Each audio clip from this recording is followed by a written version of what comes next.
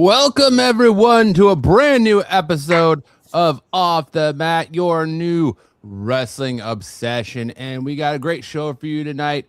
And we're going to start off hot and heavy with the hot takes right off the rip. Because tonight we're talking about, of course, going to start off with the shoot, our rant alert. We're going to talk about the releases of the New Day, as well as the MFTs, Jeff Cobb, and basically what's going on with TKO and them wanting talent to take pay cuts, 50% pay cut, and want to put more money into their accounts. I don't understand. Who's the big name that nobody wants to mention that they're asking to take a pay cut? I have a theory on who it is. It's the guy whose name is going around right now that everybody thinks has been released, that was supposed to work a program with Gunther 2 weeks ago on Raw and then has subsequently disappeared. We're not sure. We're not saying he's released, but we're saying that I'm not saying he's released at all. I'm saying that Mr. One LA Knight is who I think they're asking to take a 50% pay cut, and they're going to keep him off TV till they get their answer for it. Yep. And I think honestly, I saw the article you linked earlier today where they're saying, oh, well, these cuts happened long ago. And I don't think that's the case, because a lot of these people were just on TV the week before they got cut. But I definitely think when it comes to Los Angeles Knight, they might have cut him and just aren't letting it known because they're facing so much backlash from the IWC and around the pro wrestling community for everybody they've released so far. And I hope not. Like I said, we're not saying he is, because we don't know what the true nature is, but it's kind of fishy on what happened, transpired, because Gunther's now facing Cody. I think that's the writing on the wall. Is how do you go from Gunther working a supposed program with LA Knight to now Gunther showing up on SmackDown Friday night? And another thing too is kind of odd. I know that Roman Reigns is doing the whole bloodline thing again. We're getting somewhat bloodline 2.0, 3.0, whatever you want to call it. But wasn't it in the cards where Gunther was supposed to face Roman Reigns? He was supposed to face Roman Reigns. There was supposed to be a story with that. They're changing things left and right. And like I said, these pay cuts are really paying its toll, because where's the stories? You have no people to have stories with. You just have a handful of guys that are now the only remaining members of the wrestling community.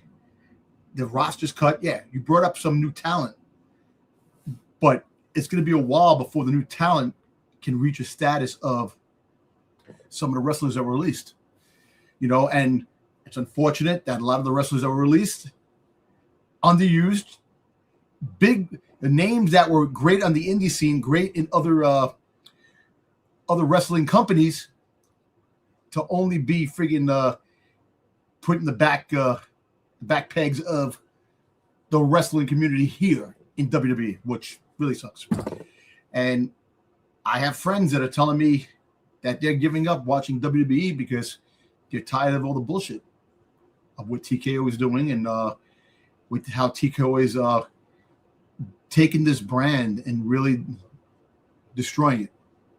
Everybody says that, but there's still I know, but it kind of sucks, because come on, the excitement that we have with WWE, we talk about all wrestling, but at the same time, it just sucks,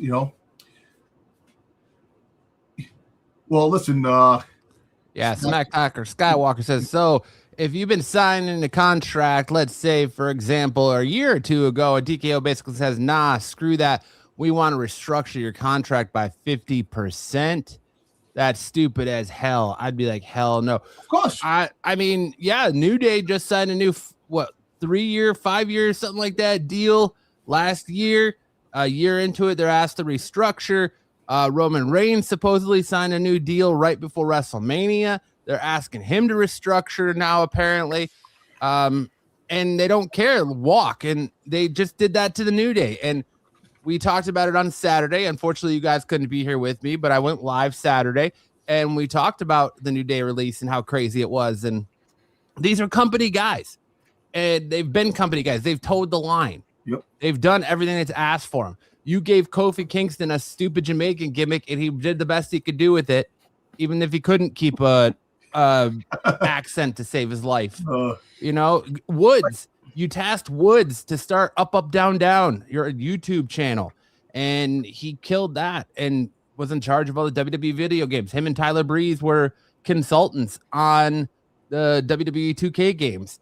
And there's a lot of rumors going around now that they are trying to retain Woods for a video game thing, what they're calling the Tyler Breeze deal. But I honestly think Woods would be stupid to take that deal. Go to AEW, go make your money. You're going to, and their releases are going to be up right in time for, I think it's All Out in Wembley. Well, apparently in July. So you're right there, man. You're 90 days. Go make your money, man. Another thing too is, all kidding aside, the rumors that are really floating around is that, they're not done with the cuts. And there's a possibility, like we're talking about, a big name that could possibly be let go or released because they don't want to comply with what the TKO wants. Sid Comrade said, I'm not sticking up for TKO by any means, but other than Rumble and Mania, how many PLEs have the New Day been on in the last few years? That's a creative problem. That's not a New Day problem. Exactly. New Day had they got stale. When they got all put together, they got stale. Who is the guy that they put with New Day that was there for like 2 weeks and then got fired because of domestic violence allegations? Odyssey Jones. Odyssey Jones. Odyssey Jones. But you were going to say Keith Lee, weren't you? I was going to say Keith Lee. Odyssey Jones. So they had Odyssey Jones, who was going to be the Big E replacement because Big E broke his neck when Rich Holland dropped him on his head. Which Rich Holland turned around and says, "Please don't blame me for the release of New Day." And so they worked that gimmick. They were getting stale without Big E, and then they had one of the greatest heel turns in WWE. And Triple H could have ran with that, but creative dropped the ball. They left New Day sit in the back room. They completely disintegrated and wiped their ass of their entire tag team division across both brands. And then you turn the New Day heel. You don't do anything with it. Then you decide to turn John Cena heel a few months later, and that didn't work out either. Nope. And then now, the New Day spends 6 months in mourning for the tag team division, and then you put him with Grayson Waller. That dude might as well just be considered a cancer because Austin Theory couldn't get over with Grayson Waller. Grayson Waller couldn't get over on his own. But unfortunately, Grayson Waller is actually a good talent. It's just that but you know what? Another thing too is you can't blame him. You got to blame creative on that too. It's creative. These characters and these personas that these wrestlers are going through, it's creative. How do you diminish the tag team division and not have a good tag team division? You got great tag teams that were there that they didn't utilize. The people in the back, finally on Monday night, the Creed brothers are now part of Americano now. But they're in masks. You're basically redoing. Why are we rehashing the same shit? You're bringing the bloodline back. And the bloodline isn't doing shit. We're 3 weeks into the bloodline. That shit's boring. You got Jimmy and Jay showing up on Raw going, we're here to make sure everything's 100. We're here to make sure everything's copacetic. We're here to make sure shit don't get popped off and Jacob Fatu don't get out of hand. And then Jacob Fatu is out there, puts the tongue and death grip on Roman Reigns, and the Usos are nowhere to be found. Exactly. Twice, 2 weeks in a row. 2 weeks in a row, the Usos are not there. So not even in the main event segment. Something is actually brewing that. And you know what?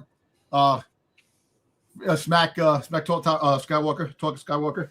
Yeah, innocent. Odyssey Jones was innocent after a give or take of what happened to domestic violence thing, but it's WWE has a habit of really TKO. There's a lot going on brewing, and like TKO, I think they're just trying to sabotage their own brand to make the money, and I think it does seem that way. I think the WWE is definitely going to go bon voyage. I think the Saudis are definitely going to buy WWE, and in the mix could be Vince McMahon sitting back there to reclaim his prize.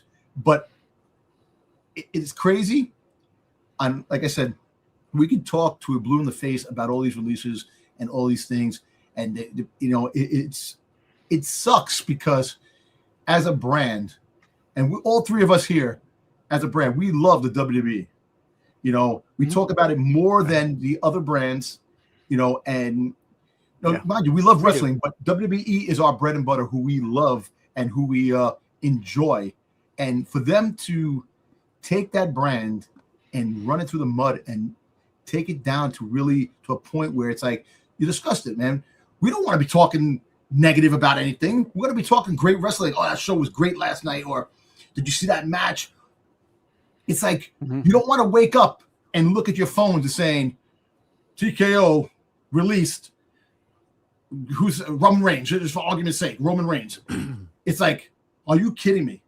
But the way things are going, that could be a lot more of the truth down the road than we realize, because the way they are doing things and making all the bullshit they're doing, it sucks. And I feel bad for Woods and all this, because Woods literally took a turd and polished it up and made something out of nothing. That man was in WWE for so many years, and yeah, he got King of the Ring, but he never got a chance to hold a singles title. He never got an Intercontinental Championship. He never got a United States Championship. He never got a chance to hold anything other than a WWE Tag Team Championship. He didn't even get a Speed Championship, for God's sakes, or the 24/7 Championship when it was there. The World Championship for 15 minutes. Yeah, Kofi had it for like a month, and then he ran into the big wall of Brock Lesnar. Yeah. Might as well say, for all intents and purposes, Brock Lesnar pissed on him, because we know that he's got that kind of fetish going. It's sad that that we're seeing this happen, and it's like, what's gonna happen is that they're gonna freaking shove their foot so far up their asses that AEW, if they pick up a lot of the talent, we joke about AEW, directions and that, but they have a lot of stuff that's going for them, and it's like people. I know a lot of people that they're seizing opportunity. They're doing what we've been saying the last couple of weeks. If Tony Khan can get in his bathtub, take his action figures, play out a cohesive story, and put it on TV, there's opportunity there for AEW, and they're doing that, and it's great work. Now, I'm tired of all the open challenges. I'm tired of all the gimmick matches. I don't know why. We just had a Wheeler Yuta hair versus hair match. I don't know why now all of a sudden we need an MJF versus Darby Allin hair versus title match, but whatever. Woods and Kofi should go to AEW, and right off the bat, Woods and the New Day versus FTR over there, the New Day versus the Young Bucks. Yep. It's gonna be big. Woods versus Kenny Omega. There's so many matches there that are going to be big money matches. And, exactly. WWE has no problem asking their top stars to take a pay cut. Like I think Smack Talker Skywalker said, I heard they asked Roman Reigns to restructure his contract as well. Yeah. After rumor has it, he just signed a new one right before WrestleMania. Yep. So, and TKO can't even tell the truth. Like, we don't even know what's going on because there's so many different stories out there. And now the latest one is, TKO asked these people to take price cuts, and they're doing it because when they took over the company, they didn't do big releases last year. So now they're just kind of making up for it. And TKO said, okay, this is a number we have to hit. SmackDown's going from 3 hours to 2 hours. Who do you not have creative for that we can release? Handed those marching orders down to Triple H and Tony, not Tony Khan, but Nick Khan. And that's why we're seeing the releases we're seeing. And then, sorry, we can't pay the talent, the people who put asses in the seats, but we can give our CEOs a big fucking raise. And Triple H, whose ass has never been in a wrestling ring, can go from making $3 million last year to $8 million this year. What are we doing? How are Nick Khan, no shot at Tony, how are Nick Khan and Triple H doing anything to get the fans excited when they're not the talent? And I said it on Friday or Saturday when the New Day got released. The only reason they let the New Day walk is because they got a new shiny toy in Javon Evans. So they got that new high flyer guy that can give you all the Royal Rumble spots and cool Royal Rumble saves that Kofi Kingston used to give you. And he's younger and they can get more miles out of him. Hey, Brandon, you know what? I'm looking at your thing. Gunther, I think they're talking about Gunther winning the belt. You know, there's a lot of things saying that they want to put the belt on Gunther. That we could definitely have a different champion. That's why they moved into SmackDown. You know, they wanted to rekindle the feud that they had back in Crown Jewel that he lost to Cody. So So don't have anything else. there's nothing else because Brock Lesnar is Done. done. He's done. He's done. He's gone. He's no more. You know, and all the money they're trying to offer him. If they offer him enough money, maybe he might come back. But the way they're doing things and reconstructing things, I don't see him giving him the money that he wants. So, I think Brock saw the writing on the wall. If I'm being 100% honest, I think Brock saw the writing on the wall. They wanted him to retire to Gunther. He wasn't necessarily ready to retire yet. He wanted to put over Obafemi. And then I think he got word, or his people got word that these new allegations were going to come out from Janelle Grant, and he was going to have more shit thrown his way. And he was like, you know what? I'm not dealing with this. Wash my hands of it. Walk away. Done deal. Yep. Mm-hmm. You know what?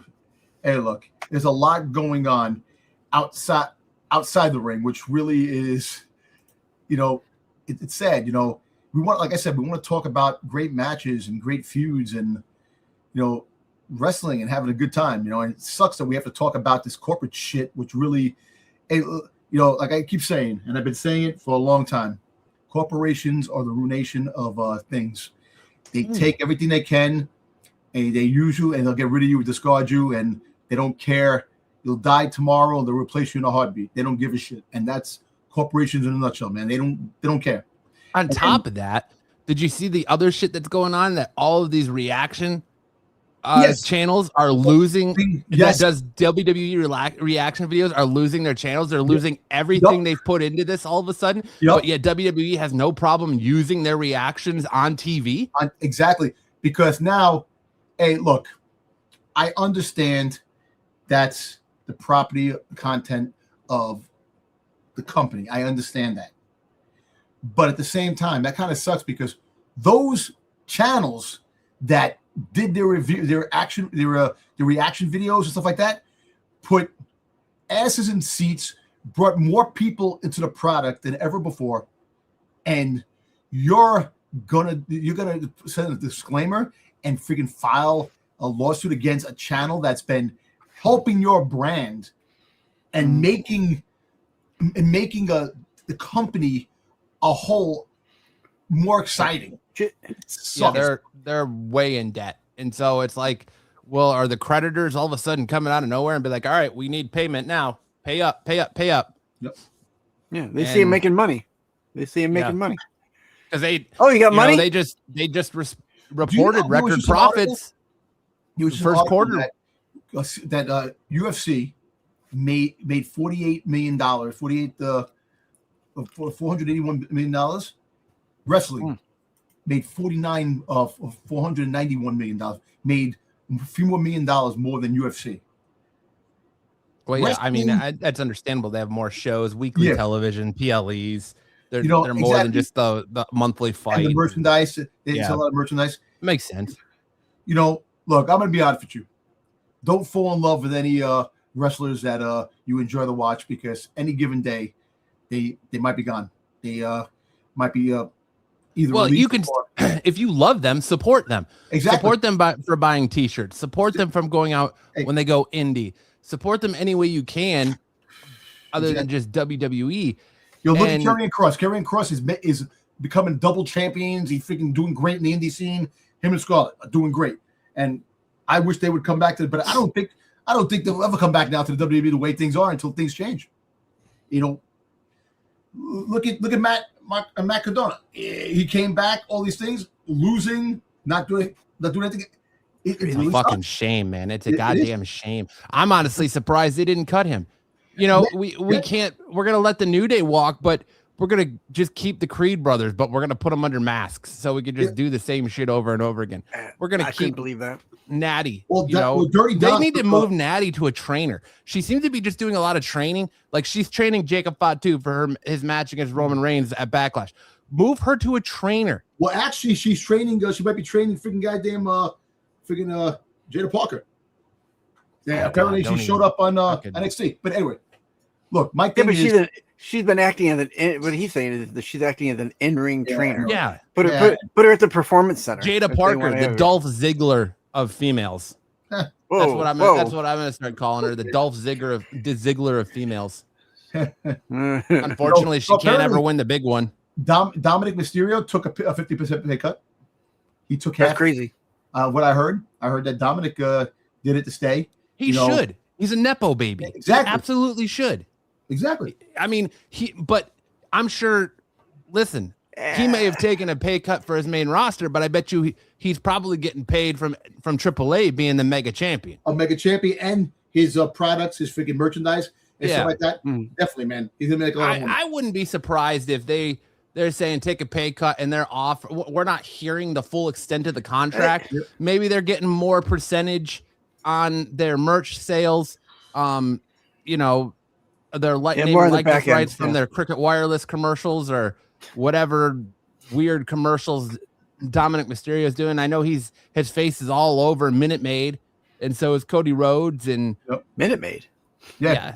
The Minute Maid commercial. I haven't seen that. Yes, I know Rhea Ripley was. Yes. Smack Talker Skywalker says it's crazy because WWE's creators' reactions on the video packages they make after like big PLE moments, but now reactors can't react to the show. They're greedy, man. That's not cool. So it's not necessarily TKO going after them. It's a company they hire that handles all that. That's doing it. But TKO should come out and say, look, this needs to stop. We need to work on getting these channels back because some of these people lost everything. Yeah. Everything they've put their hard work into. I watch a lot of the reaction videos of the content creators that do the action videos, and a lot of them are great. A lot of them make like real emotion. Like I said, at the same time, look, what's next? Is it YouTube videos? People who have channels that talk about wrestling is going to be freaking shut down next because they don't have their way because we're disagreeing with what they're doing. And that's gonna be the next thing. They're gonna go through all the channels that people do wrestling content, and if you're negative towards a thing, boom, take you off. Yeah. That's the problem. That was gonna be kind of my question. Are they taking it down because of the reaction, or they're taking it down because they're using videos and because they're using WWE product? Yeah, like copyright product. Yeah, the video. It's the same reason we were copyright struck before when we were trying to do watch-alongs, and that's why when we do watch-alongs, we have to do it the way we do it, where we just talk over it as we watch it together and kind of explain what's going on.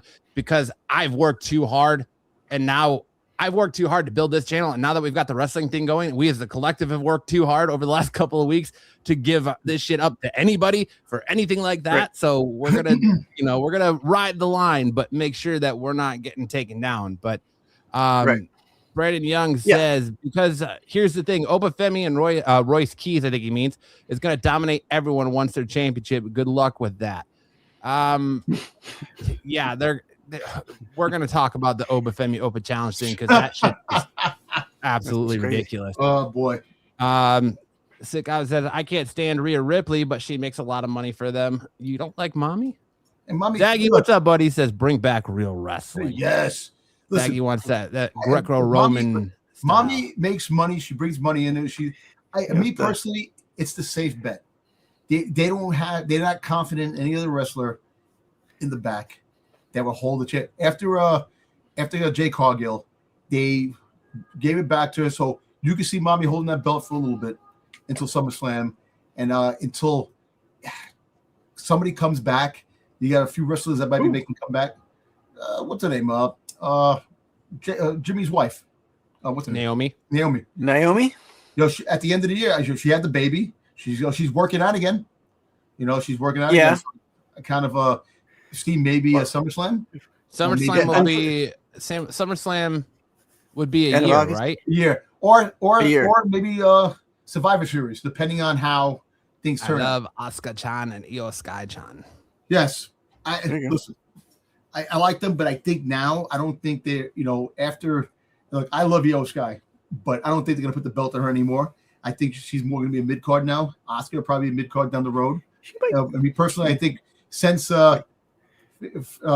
since Sari Singh is on, I think that maybe down the road they might become tag team partners after this give or take feud that they're having, this little feud. Who knows? But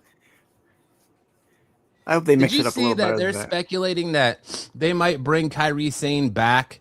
The noise is so loud at TKO that they might bring Kairi Sane back just for one appearance at Backlash to end the story. Yeah, that is so ridiculous. Bring her back and keep her. I think I said it last week. They should have finished it at WrestleMania if they knew they were going to cut her. If they really wanted to finish the story, they should have done it at WrestleMania. Obviously, they, hey, listen, hey, Brandon, I'm with you, man.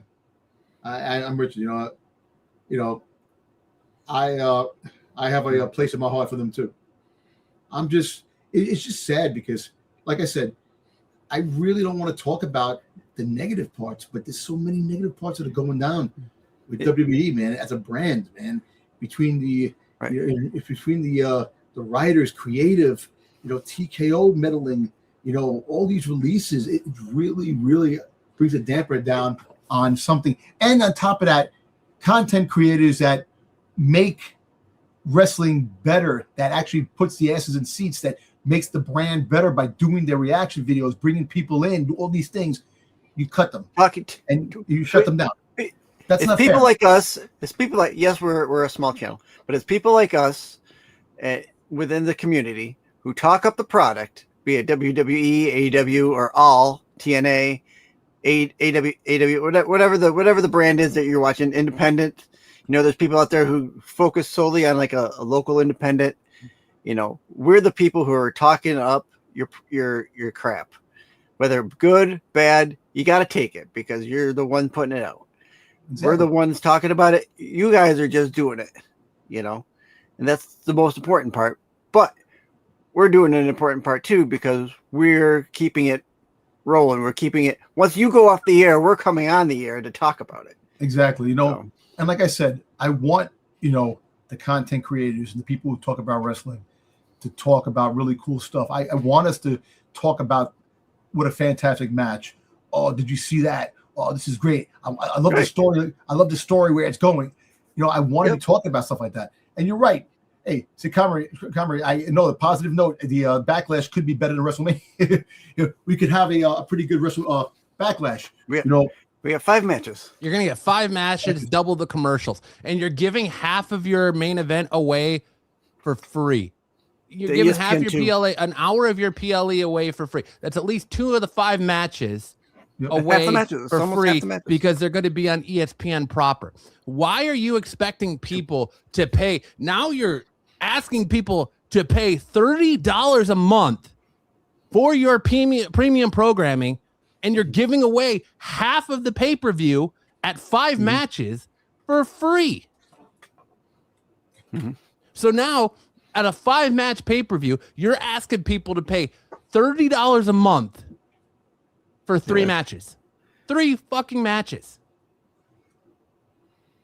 Yeah. What are we kidding here with this? Like, it's just frustrating that when Vince owned this company, and don't get it twisted, Vince is a fucking scumbag for what he did. All right.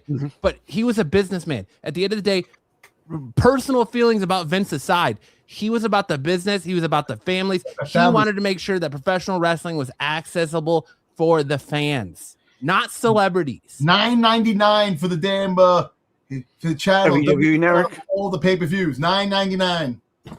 And now we got, hey, brother, we're gonna start using AI because the more we use AI, we could start slowly dwindling down the writers we already pay. So we could get AI, put a couple prompts in, wrestler A versus wrestler B with this, give it to me. They can get a ChatGPT, can spit them out some garbage. They can hand it to one underpaid writer who's going to touch it up a little bit, and away they go.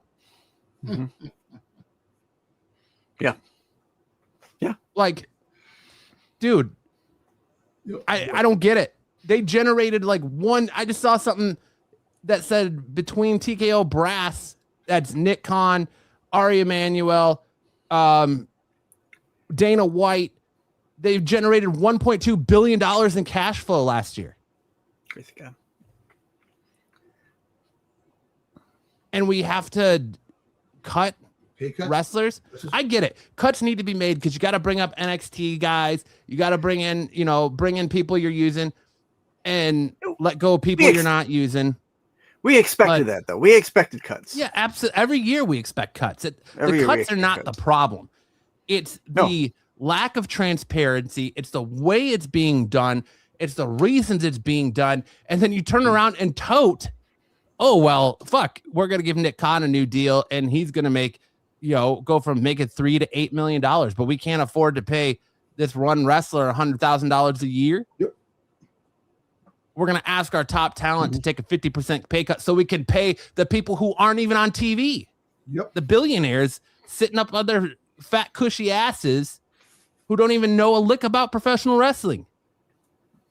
Mm-hmm. Yep. Eating grapes. Come on, man. Yep. There's a reason why. And the sad fact of the matter is WWE is not the end all be all out there. There is so much good indie professional wrestling out there right now that I'm here to tell you, if you want to spend your money on professional wrestling, go out to an indie show. Go check out House of Glory. Go check out, G of H or not G of H. I'm so fired up. My fucking brain is dying. GLW? Yes. Go check out House of Glory. Go check out the fucking Juggalo wrestling, for God's sake. There's so much, or GCW. There's so much better professional wrestling out there on the indie scene. Mm-hmm. And these wrestlers are going to walk because they know that. They see Shotzi Blackheart. They see Karrion Kross. They see Charlie, a.k.a. Dakota Kai. They see all these people. You look at one of the biggest names on the indie scene right now. Yeah, he's part of the Anawani family. Is Zilla Fatu. Yep. And he's only been wrestling for what? 2, 3, 4 years? We'll be talking about him a little bit later because there's a lot of speculation. The main one. Look at he's having to do a little bit more self-promo, but look at how Enzo Amore is doing. Yeah. He's talked about more than Big Bill is, aka his former tag team partner in AEW. And then you get guys who people are dying to see, that like Ricky Saints, and he gets and we're going to talk about this later, but gets an absolutely shit bag for his debut on SmackDown. Yep. Exactly, Zaggy. There is. You also have the BYW, backyard wrestling. Somebody's backyard. Definitely. Yeah. A lot of good. It happened, Yeah. But, Yeah, exactly. Thank you, Brandon. Don't forget they're paying The Rock a lot of money, more than anyone in professional wrestling, and sadly he's not there. For a name, to use the name The Rock alone. Yep. Mm-hmm. I thought they paid him like $90,000 or something like that. Shit. 90 million. Like $90 million. What for to use the name The Rock? And it's unfortunate because of all the backlash from the Travis Scott and friggin' John Cena stuff. The Rock does not want to come back. And you know what? And I know a lot of people, the hell with The Rock, isn't that? But The Rock is entertaining. He makes people spend money to see him. Spec Talker Skywalker says, man, we are wrestling fans. We don't have money like that to shell out of our pockets. Like you said, Vince made it affordable and attainable to come to these shows and buy merch. Exactly. TKO out here, they damn mind sticking wrestling fans can pay that much money. This ain't the UFC, man. But they do, and they don't care because you know what? You can't pay it, but there's some fucking celebrity that'll come sit there at ringside and pay it. Green shirt guy will go fucking sit there and pay it. Somebody will pay it. Yeah, wrestling at live events is not about the casual wrestling fan anymore, man. You want the casual wrestling fan, you come to shows like this, you go to shows, other YouTube shows, you see what the casual wrestling fan talks about. And I'm not talking about the crazy overreacting channels and things like that. I'm talking about the passionate wrestling fan who's sitting here saying, man, I'm priced out of this shit. I love this shit. I want it better. Do better. Mm-hmm. That's it. Just do better, man. I want you to do better by these talent. Don't go signing the New Day, who carried this company on their back for years. Sign them to a new big deal by all intents and purposes. They own it. They deserve it. and then turn around and be like, yo, we need you to take a 50% pay cut.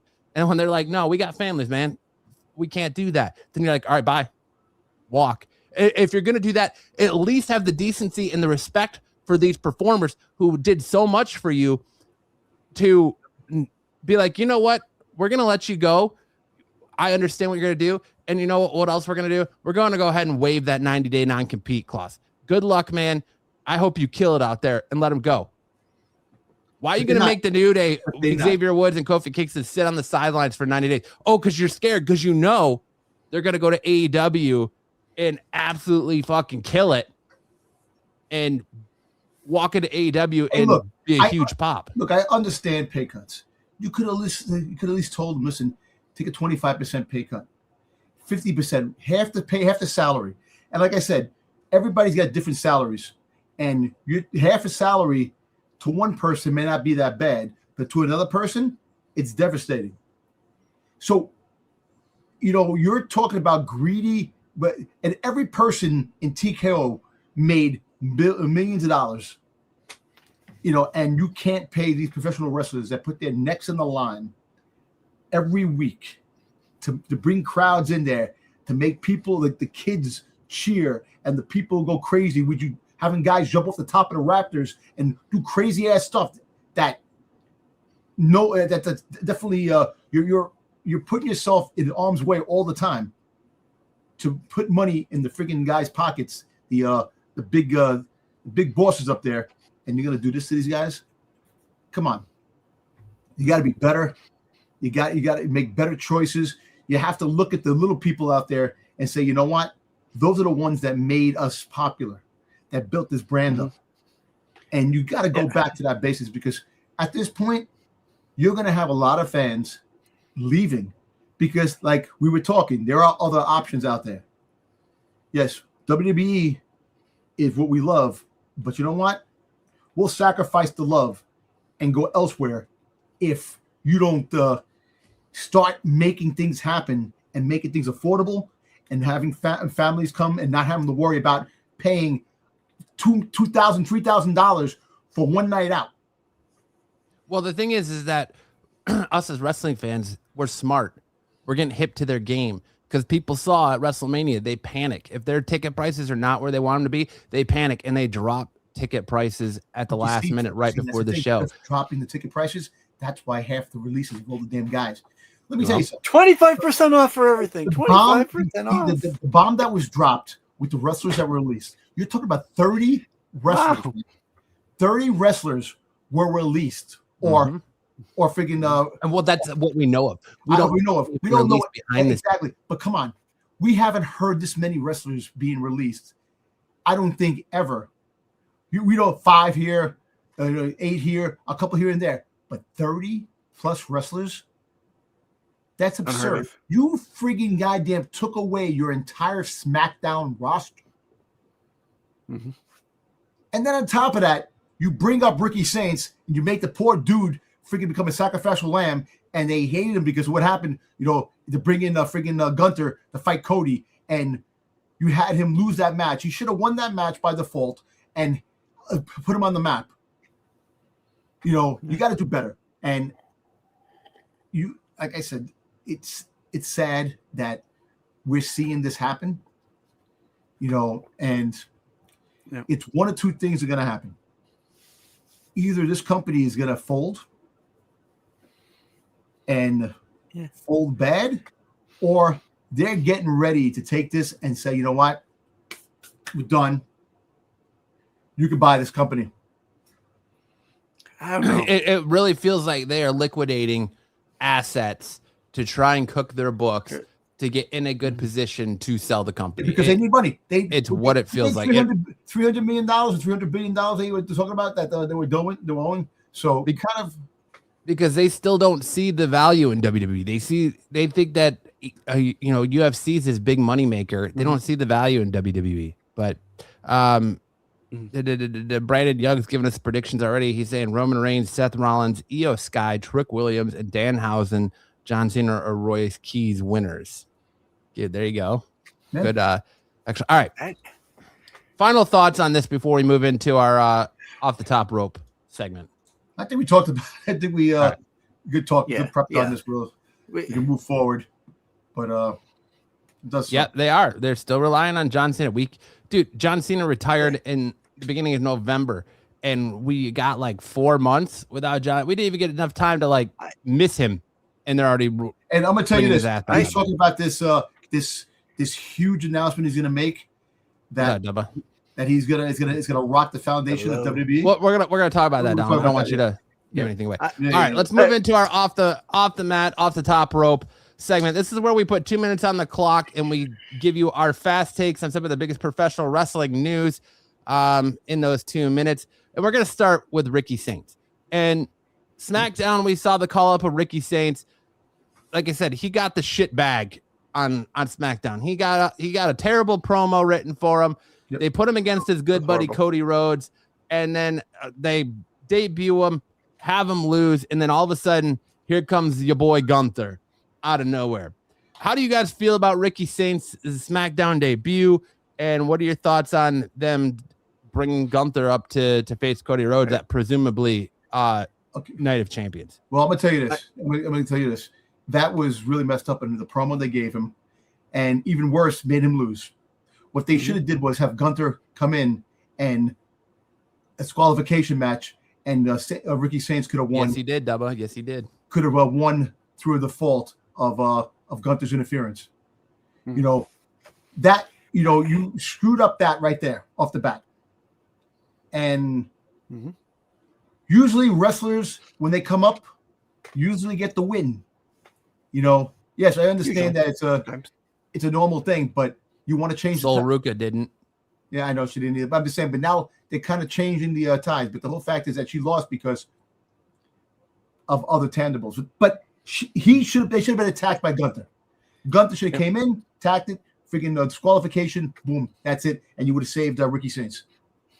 But he got the loss underneath his belt his opening night in SmackDown. Yeah, I've got 2 words for you. Carmelo Hayes. Oh yeah, they did the same thing to Carmelo Hayes. Yep. Exactly Carmelo Hayes. Everyone coming up from NXT recently is getting the Carmelo Hayes treatment. You're gonna lose.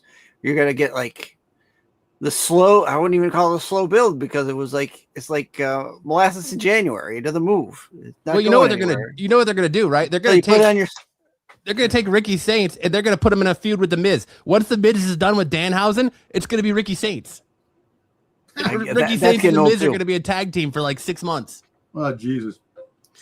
The whole Miz crap is getting old too. He needs to retire too, but.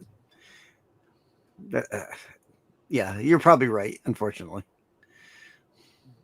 Going back to my question, who loses the title sooner, Roman or Cody? Cody. I'm going to say Roman. I think Roman loses on Saturday. Yeah. I think Roman loses Saturday. Yep. We'll get into that when we do our predictions in a little bit, but it's Cody. I think there's a good possibility the way they're talking and the fact that, look, you don't mistakenly advertise your champion for a month of shows and a PLE called Night of Champions and then go, oh shit, we made a mistake. No, Roman's not going to be on TV the month of June at all. Especially when he came out at WrestleMania and said, you're going to be seeing my ass all summer long. Now all of a sudden you're only going to see my ass for the month of May, and then I'm gonna take off right before a PLE called Night of Champions. A PLE where every fucking championship in the company should be on the line. Must be one of those Australian summers. It's really short. Yeah, you know, like it's leap year, but Ricky Saints. Leap year. Yeah, Ricky Saints got the raw deal, man, on SmackDown.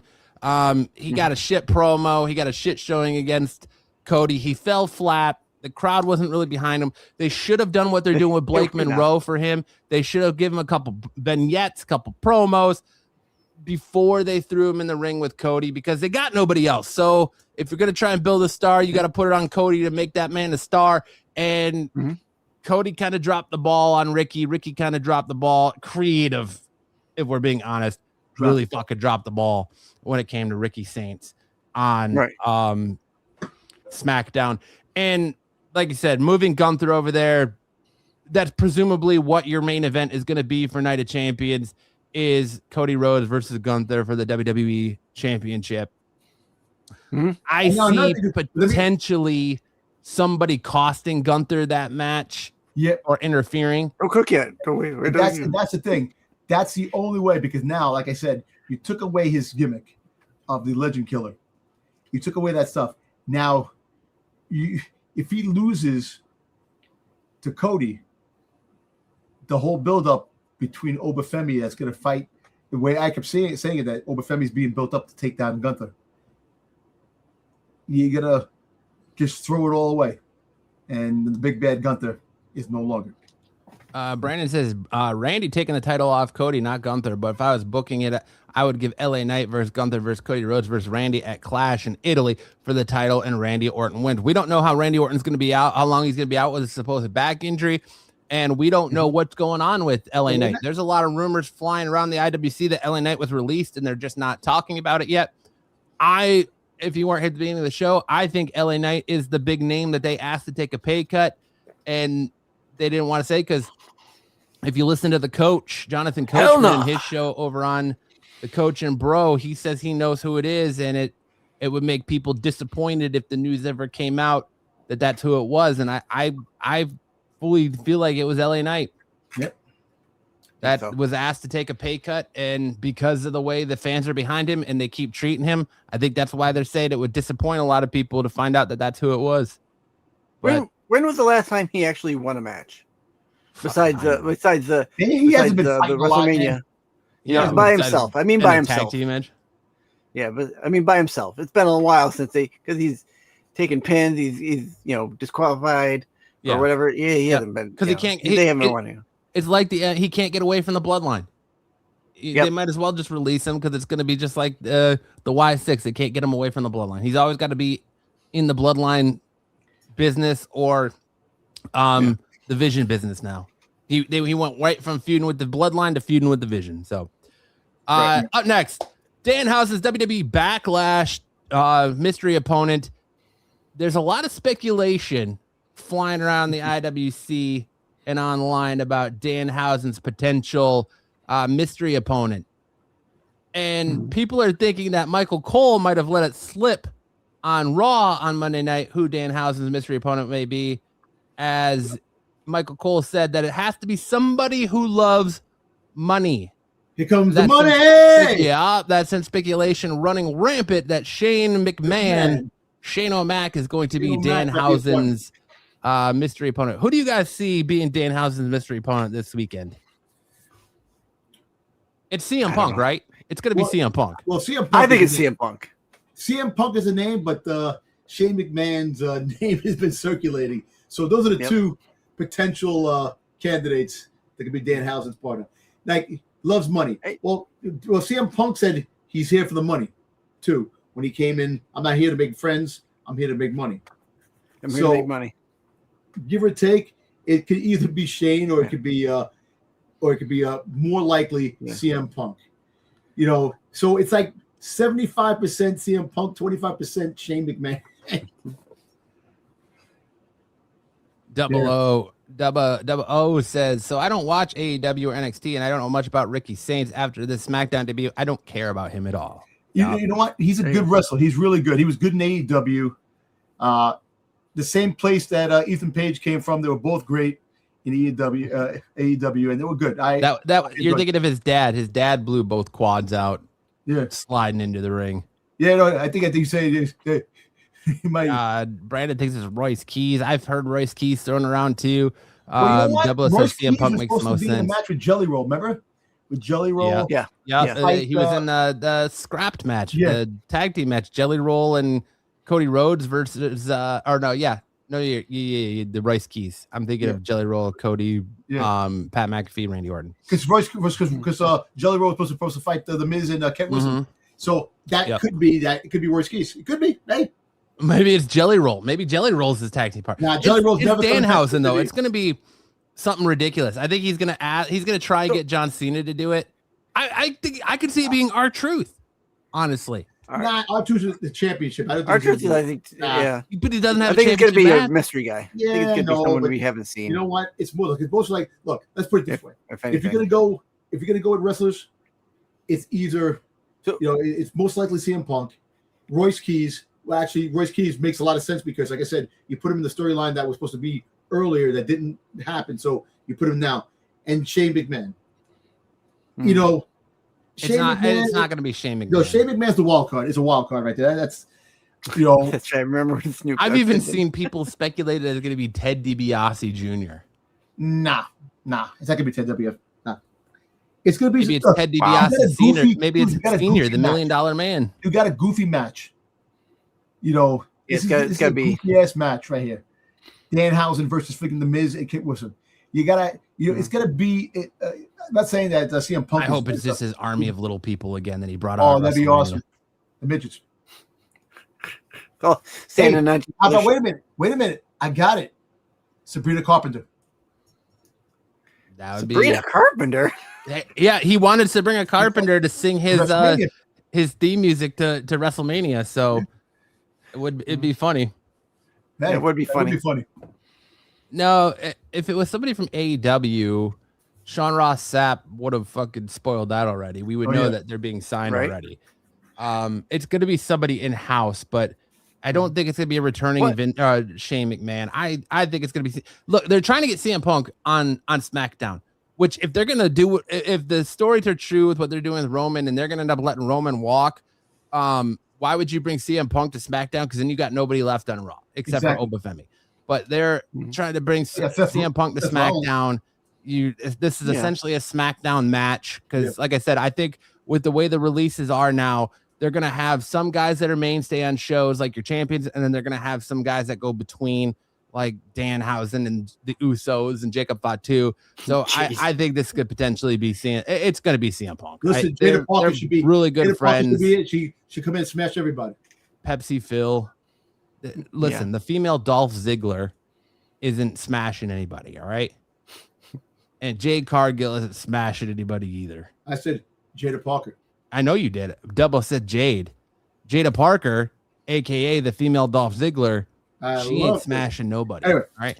But you know what? It's going to be somebody goofy. It's going to be like, if it's CM Punk, but see, that's the thing. His way. If you can have LA Knight come out. LA Knight. You put him in a goofy ass match. I hope it's CM Punk. Hey, how about Orange Cassidy makes it appear?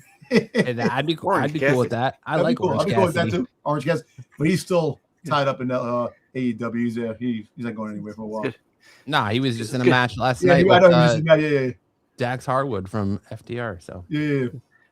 It's gonna be the Invisible Man. Yeah. Up next, Obafemi Open Challenge began on Raw Monday night, and what a fucking disaster this was. Are we done with open challenges yet, WWE? Because you're openly admitting that you have no opponents for this man, and you're just going to parade him out there every week against what? I was ready to throw my remote at the TV when I saw that it was going to be Tozawa, and then I was like, all right, when he swapped out with Otis, I was like, all right, cool. I called this, that we're going to have him, go against these big guys all of a sudden. But then he squashes Otis. So how long is it before they bring in Omos and he squashes Omos? How long is it before he squashes Royce Keys? What are we doing with Obafemi? And are we sick of the open challenges already? Yes, we are sick of the open challenges. You're right. They don't have anything to do. They don't have any structure. They only have these gimmick matches. I'll call it a gimmick match because that's what it is. Having this open challenge. Who in the back is going to face me? And, Tozawa came out and I almost fell off my chair. I said, you got to be kidding me.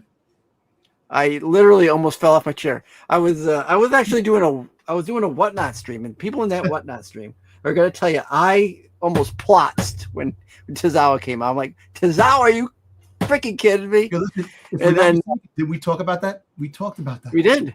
And then Otis took over. I'm like, well, that's better. When he made the open challenge, watch.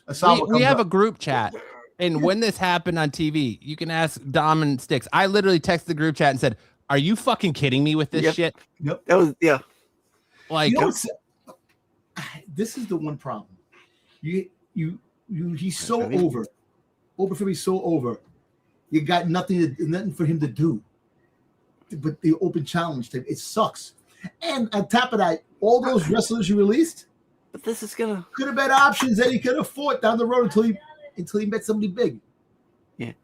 Yeah, I agree. He's over, but these open challenge matches are going to just drag him down because that over is going to turn into an under because he's not. He's going to win them all. So why have the open challenge? Why have? Does not look good for him. Freaking goddamn probability that he's going to win them all, and you're going to know. So when he comes out, we're going to get bored. I don't care. Mm-hmm. He's not going to lose. He's going to beat them all, and that's the problem. You need some freaking intrigue, some mystery, something that's gonna I gotta watch this. And this is what they do with this guy, and it sucks. I'll be honest with you. I think Obafemi's first feud, because Brandon's asking that. Let me say who Obafemi's true feud begins. Who will be his first true opponent besides Brock? They're gonna feed him to either Brock Lesnar, or I could see it being 3 people. Well, maybe 4. Brock Lesnar, Gunther, Jacob Fatu, Royce Keys. Those are the big names I see being his big. Brock Lesnar, I told you, it was supposed to be a trilogy. But you got to kind of go. But we're taking Brock off the board because I think Brock's done. Brock is. I think Gunther's the top. Them moving Gunther to SmackDown pretty much 100% tells you Brock's out. Gunther's out. And them all of a sudden, and that story doesn't make any sense because. How does Paul Heyman have any pull to get Gunther moved to SmackDown? How does he have any pull to get Gunther anything other than Brock Lesnar? He's an advocate for I tell you Brock what, Lesnar. remember I told you about Paul Heyman becoming a general manager for SmackDown? That rumor that was versus Aleister Black, huh?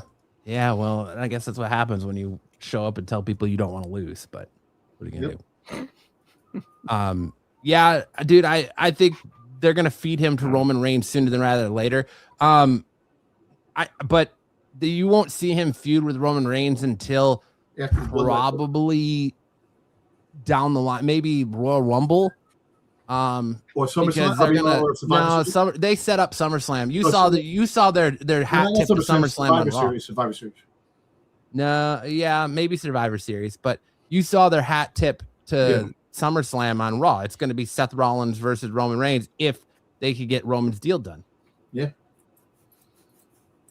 That's their SummerSlam match is what their original WrestleMania main event was going to be. It's going to be Roman Reigns versus Seth Rollins for the WWE champion or for the World Heavyweight Championship. I don't know. If they whatever their something obviously something is going on with Roman. There's some smoke. Where there's smoke, there's fire, and there's something there because Roman threw shade at TKO and made comment about it on Raw in his promo. They're not. He said, "I'm not. I'm not negotiating with them. They're negotiating with me." Yep. And then Raw. Was it just me or did it feel like Raw was shorter this week by 30 minutes? And then Roman cut a promo after Raw went off the air. Yep. It tells me that there's something more to, the rumors that Roman's in the center of this than are actually coming out. So we'll see what happens with Roman. But people are sleeping on Braun Breaker. Yeah, but Braun Breaker's kind of got to stop dropping himself on his own head before he can get anywhere. He's got to stop hurting himself before they could really. It's to the point where I think that creative is kind of weary of Braun Breaker because A, he can't stop hurting himself, or B, he can't stop getting hurt. So they got to be able to trust him that he's going to be there to actually put him in a major feud again. So I think we're going to kind of see them slowly work Braun Breaker into things down the line. I would love to see Braun Breaker versus Obafemi. That'd be fantastic too, but I think they're going to try and feed Obafemi to the big names right off the bat to keep that mystique. And unfortunately, we're going to see him squash a bunch of dudes in open challenges week after week after week up until they decide to put him in a real feud. Yep, Braun does need to win the other world title first. Yeah, which that's going to probably be much longer than expected now. Who knows? There's so many different things happening at once. But all right, moving on here to our next John Cena's WWE Backlash 2026 announcement to be a shock. The very foundation of WWE. Boys, what do we think? What do we think John Cena's earth-shattering announcement is going to be? I believe he's going to be a shareholder in TKO. I think it's just Club WWE. I think they're going to announce the launch date and price for Club WWE. Man. And that's a good guess, actually. People are going to eat that shit up. Or it's either that or it's going to be the announcement of the WrestleMania 2028 location. 2028? Yeah. Yeah, maybe. WrestleMania 43. That's right. Yeah, you're right. You're right. It could be that or like I said, a shareholder for TKO. He's going to be... I think it's either going to be Club WWE or the WrestleMania 44 location, and I hope it is London. But there's been a lot of speculation that Ireland is making a big push for it now, and that Nashville is making a big push for it. So, dude, if you're going to give a PLE to Saudi before you give it to London, man, they should just give it to London and let it ride. Imagine how crazy it would be to watch WrestleMania at Wembley. I'll tell you what, man. If it goes to Nashville, right? Let's all go. I would go. I would try to go if it was in London. You know what? In London's too. That's 2028. We got a couple of years ago, so definitely can save the date and go. Mm-hmm. That'd be kind of cool. But I think it's going to be an announcement for London because John Cena came out and said we need to get a pay-per-view, we need to get a WrestleMania in London, right? He started all this, so why not have him announce where it's going to be? And that's where the shaking the foundation of WWE is finally announcing WWE WrestleMania 44 Wembley Stadium. All kidding aside, it could be I purchased WWE. He can't afford WWE. I know. You can't. He is still very good with Vince, so you get him and a couple Saudi investors, and but people are thinking Saudi Arabia is running out of money to do this shit because they're bailing on the live golf stuff. So, and WWE and TKO are questioning their partnerships with the Saudis, and the Saudis had to reassure them, no, we're good. We're still very much invested in you for years to come. But the backing out of the live stuff doesn't look good for them, but. I really have a feeling that it's either the Club WWE stuff or the WrestleMania location. Hey, well, listen. Hey, I like those two. I just got an announcement. It says Atlantic City, Monday, June 29th. There's 2 shows one night, Raw, SmackDown, Atlantic City. Just announced. Yeah, they're doing a SmackDown on a Tuesday night in England, I think it is. Yeah. I saw that in June. They're going to have a Raw Monday night and then SmackDown Tuesday night. So you won't have a Friday night SmackDown. You're going to have a Tuesday night SmackDown. That's kind of crazy. Our last story here on Off the Top Rope is centering around Bleacher Report dropped their WWE top 10 ranking before Backlash 2026. I'm going to go over this top 10 ranking. But first, who do you boys think was in the top 10 and where do you think they ranked? Gunther. Where do you put him? Gunther is not in the top 10. No? Oh, shit. Hey. Here, I'll do it. Bleacher Report's top 10. Top 10 men. Roman Reigns, number 1. Cody Rhodes, number 2. Jacob Fatu, 3. Penta, 4. Trick Williams, 5. Obafemi, 6. Braun Breaker, 7. Finn Balor, 8. Ethan Page, 9. Seth Rollins, 10. CM Punk. Wait. Seth Rollins is 10? Seth Rollins is 10. My boy Ethan Page made the list higher than Seth Rollins? At number 9, yep. Holy shit. I think putting Trick Williams at 5 over Obafemi is blasphemy. Yep. I think putting Braun Breaker in there over CM Punk is blasphemy. Finn Balor being in there right now over CM Punk is blasphemy. It's just crazy. Yeah, that's their top 10. Wow.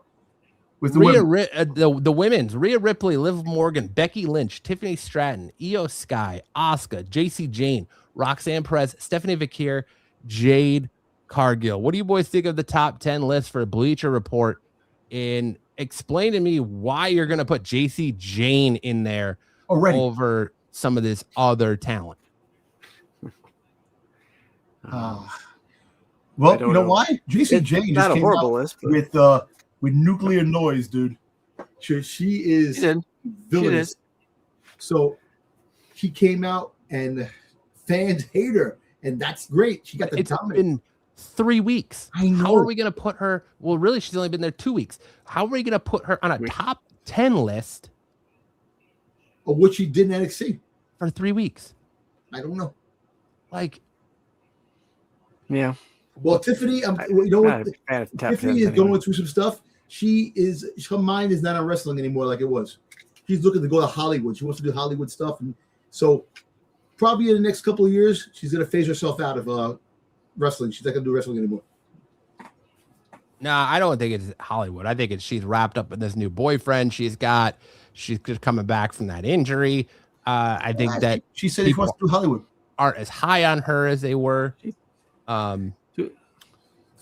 But yeah, as soon as Bianca comes back, she'll probably be the next one out. You know what I mean? Some of like the other women talent blows my mind.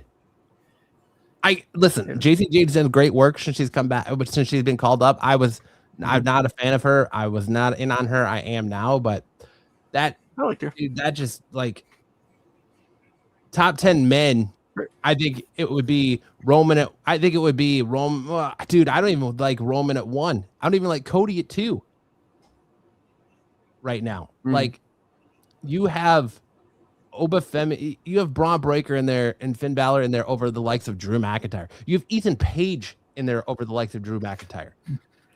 Yo, I know. Yo, there's no Javon Evans on this. Right. Like, this ranking is absolutely asinine. Yes, yeah. Thank you. There you go. That's a good word. Let us know in the comment section below or in the chat, what would your top 10 men in WWE be right now and your top 10 women in WWE right now? Like I said, I don't even know if I could put Roman 1 and Cody 2. Well, like, I guess you do because they're the champions. Yo, you put Roman over Cody. Cody's damn more. Roman still has that mystique. He still has that part-time. And you know what's funny? They put him as number 1 and they hire him, but they don't want to give him money. They want to goddamn There you go, Dubba. 1 Danhausen, 2 Obafemi, 3 Javon, 4 CM Punk. How do you have Finn Balor or Ethan Page on there over Danhausen? Don't talk about Ethan Page like that, man. And have Seth Rollins number 10. Seth Rollins should be higher. Yeah, your number 1 draw right now in Danhausen. Your merch sale king, Danhausen. You are cursed. Zaggy's an old head. Number 1 Hulk Hogan. Get out of here. Number 2 Stone Cold. 3 Undertaker. 4 Rock. True. Hey, I would have Eugene as 5 and freaking goddamn Brother Eugene at 6. I would have Val Venus at 7 and Snitsky there at 8. Snitsky. Wow. Remember Snitsky? Wasn't Snitsky the one that got the Michael Cole in the back? Oh no, who they had in the back when he was like behind him? Was it Nails? In that one scene where he was like talking to the guy and it looked kind of like a sexual or you have Luke Gallows back there when he was what was his name when he was like brain dead? What the hell? Yeah. When he was like it Nails? Wasn't it Nails or something like that? He just did that for an independent wrestling too. He brought that character back. Oh Jesus, Snitsky! I can't believe you brought up Snitsky. Yeah, every time the bell rang, he would go nuts. Val Venus. What was his Festus? Thank you, Smack Talker. Festus, yeah. Yes. Oh my God, yeah. Oh God. Brandon says WrestleMania 44 Nashville, WrestleMania 45 London, WrestleMania 46 Indianapolis, WrestleMania 47 Atlanta, Georgia, WrestleMania 48 Paris, France, WrestleMania 49 New Orleans. Fucking poor New Orleans, man. They got the shaft there. Yeah, they did. Oh God. Hey, we're gonna give it to New Orleans. Oh wait, No, we're not. We're going back to WrestleMania 50 should be in Madison Square Garden. And I think Madison Square Garden, when they get the new, supposedly they're moving Madison Square Garden to Jersey, which is kind of crazy, which I don't know because they're making room for like a new train system, what they're saying. But WrestleMania 50 Who said that? WrestleMania, how are you going to move a whole building? No, they're going to rebuild it someplace else. But WrestleMania 50 should be in Madison Square Garden. They're actually going to make it a square this time instead of circular. Circular. But yes, it would make sense to have Kind of 50 back in Madison Square Garden where it all started. Yep. Yeah, that I agree with. The ultimate. I agree with that. Yeah. But knowing Sid Comrade has it right. WrestleMania 44 Vegas, WrestleMania 45 Vegas, WrestleMania 46 Vegas, and so on and so on and so on. That's good. Vegas. Honest question: do you all think New Orleans would have made the money if they didn't move WrestleMania to Vegas? Absolutely, they would have. Yeah, they would. I think absolutely they would have. You have to have WrestleMania when the Mardi Gras is going on. That's when you have a lot of money. I don't know if WWE goes back to Vegas again after the craziness of the hotel stuff. I know, but they still made a lot of money in Vegas. That's I know. Thing. I know. I can see them going back to Vegas down the road sometime. Yeah. Not anytime soon. Maybe WrestleMania 51. I will say that there was half hotel problems, and the other half was the fandom problem. Because WrestleMania 50 will be a 2-weekend event. Yeah, because fans nowadays are just too far trying to get close to these guys, and they don't need to. $40 to $50 for a bottle of water, man. You got to be kidding. Yeah, but paying $50 for a bottle of water doesn't give you the right to walk up to the wrestler and demand an autograph just because they're going into their hotel room in the lobby of the hotel. If they're outside of the hotel, that's one thing. Once you're inside that hotel, see ya. You shouldn't even be talking to the guy. I got a couple. I got one or two. Well, what we've been talking about. All right, yeah, it's that time of the show where we're going to release our resident dirt merchant on the scene, Mr. Dirty Dom himself, and he's going to give you all the happenings on the rumor mill in Dirty Dom's dirt sheets. Dom, what are the dirt sheets speaking on this week? Well, basically, off the bat, we were talking about, the TKO and the pay cuts are rocking the whole wrestling foundation and dirt sheets out there. Who's next to get released? Who's the next person to come back? If they're going to bring anybody back? If they're going to reconsider certain things? But that dominates the dirt sheets. But there is one thing that's circulating and making a lot of traction is the emergence of Jacob Fatu. Zilla Fatu. Zilla Fatu making his appearance at Backlash.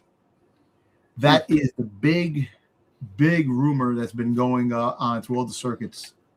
So could we expect Zilla Fatu to make his WWE debut and help Roman Reigns, or help Jacob Fatu win gold? I see Zilla coming to WWE sooner rather than later, but I think right now Zilla has a lot of indie dates booked right now, and I think he's going to leave a lot of money on the table going to WWE, unless WWE is going to pay him a certain amount of money to come. I think he's leaving a lot of money on the table by leaving these indie dates, because you got to think he could sell his own merch there. Autographs, photos, everything like that. Promoters are going to pay him money to come. He's a world champion right now in House of Glory. I just lose the belt to he left one of the belts to Karrion Kross. Did he lose? Yeah, but he's still got a House of Glory title. I can't remember what they call it right now. But he just had a match against Brody Lee.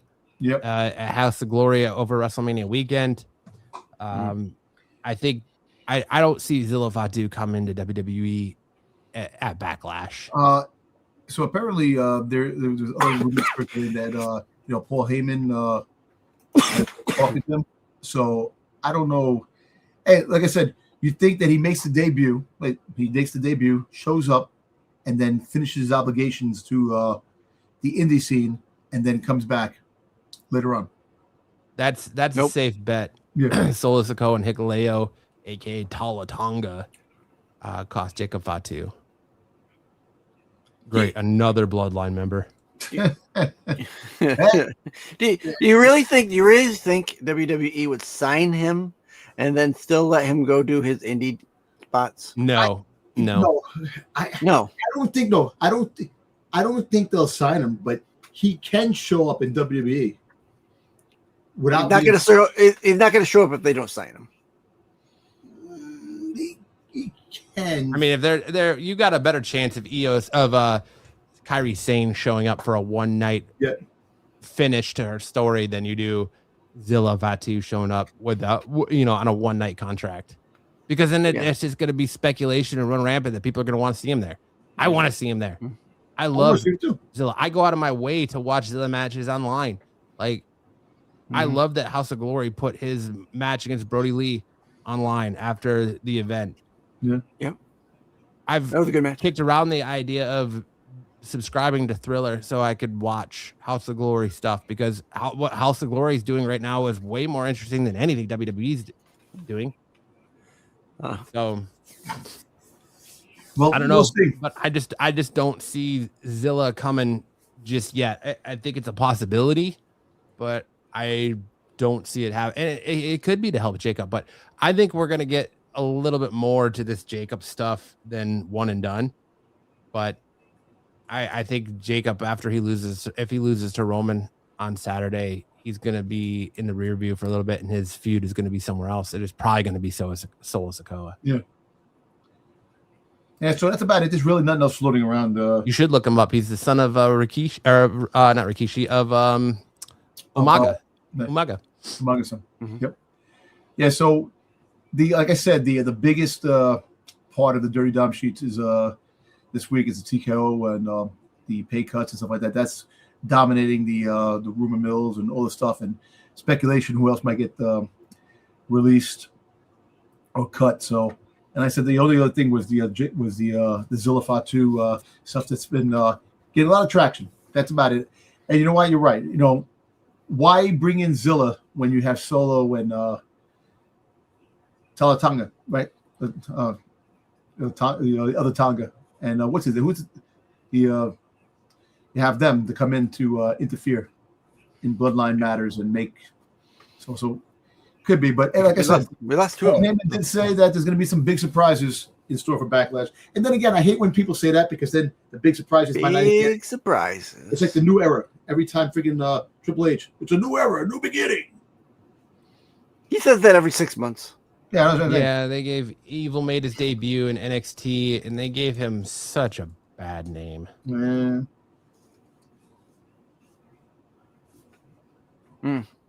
But yeah, that's about it with that the rumor mills today. Hopefully we get some more stuff down the road, Yeah, I do agree that the releases and things going on with TKO have been dominating the talk. Yep. So, yeah, there's really not a lot of like other breaking news going on. It is a lot of that and a lot of the speculation of who else could be released, and it's a lot of people talking about the debut of Izzy Rain and Evil and Mason. Izzy had a great. She had a great debut. And again, like Vic Joe, the commentary team on NXT had no idea who Mason Rook was until he had to know Mike a promo. Is that a fan? Is that a fan? No Mike a promo and be like, Mason Rook is at NXT. But oh well, what are you gonna do, right? Yeah. But all right, let's get into our 3 count. 3 count is where we review the shows that took place this week, where we review SmackDown, Raw, NXT, and AEW Dynamite, if any of us have watched Dynamite, and we give our best moment, worst moment, and what were they thinking moments of the night. And we're going to go ahead and start with SmackDown, and I'm going to let Dom go first because Stick seems to have to collect his thoughts. and I don't want to hear, oh well, I wasn't ready for that. So I'm gonna go Dom. I'm never ready. Go through Dom, 3 count, SmackDown. Best moment, worst moment, what were they thinking? Moment of the night. Okay, the worst moment had to be the Ricky Saints and Cody.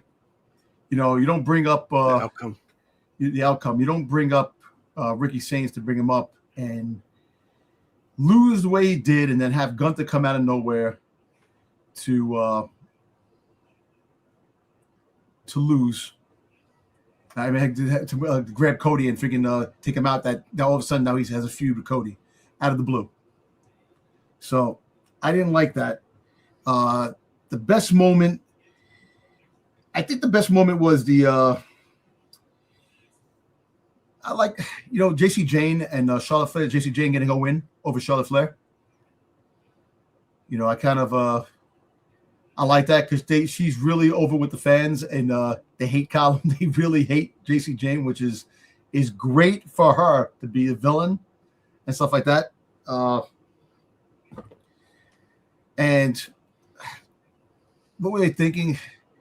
Just they have nobody on SmackDown. If you really think about it, they have nobody on SmackDown, man.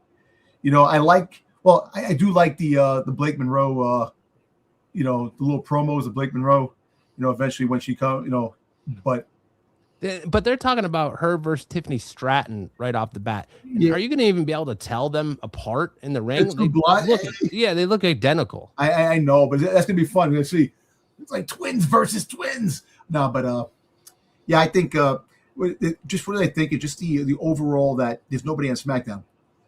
You know, and they're counting on bringing people from Raw over to SmackDown to try to build it in the 3 hours. I know it's going down to 2 hours next month, but just to make show for 3 hours, man, it's kind of when you have nobody there, no like little mid cards or like matches that can really tie up the time for the 3 hours. A lot of back promos, you know, and stuff like that. Do y'all ever think that WWE would sign back Leo Rush? I know it's a long shot, but I think he's got unfinished business there. No, because they don't really have a cruiserweight division anymore, and I don't think they have any use for him. I like Leo Rush, but he was there twice already and cut twice, wasn't he? One that I know of. I know he's been in AEW a couple times. Maybe thinking of AEW, but I think that WWE has a prototypical guy they're looking for now, and they're trying to phase out these smaller. You know, the one thing I can honestly say with all the cuts of the tag teams, you know, this Fraxium might be able to get some more screen time because they are fantastic tag team. You know, against who? There's no tag team. Against who? Street Profits. I know, but I'm just saying. But at least have them, and you can have them show up in Raw.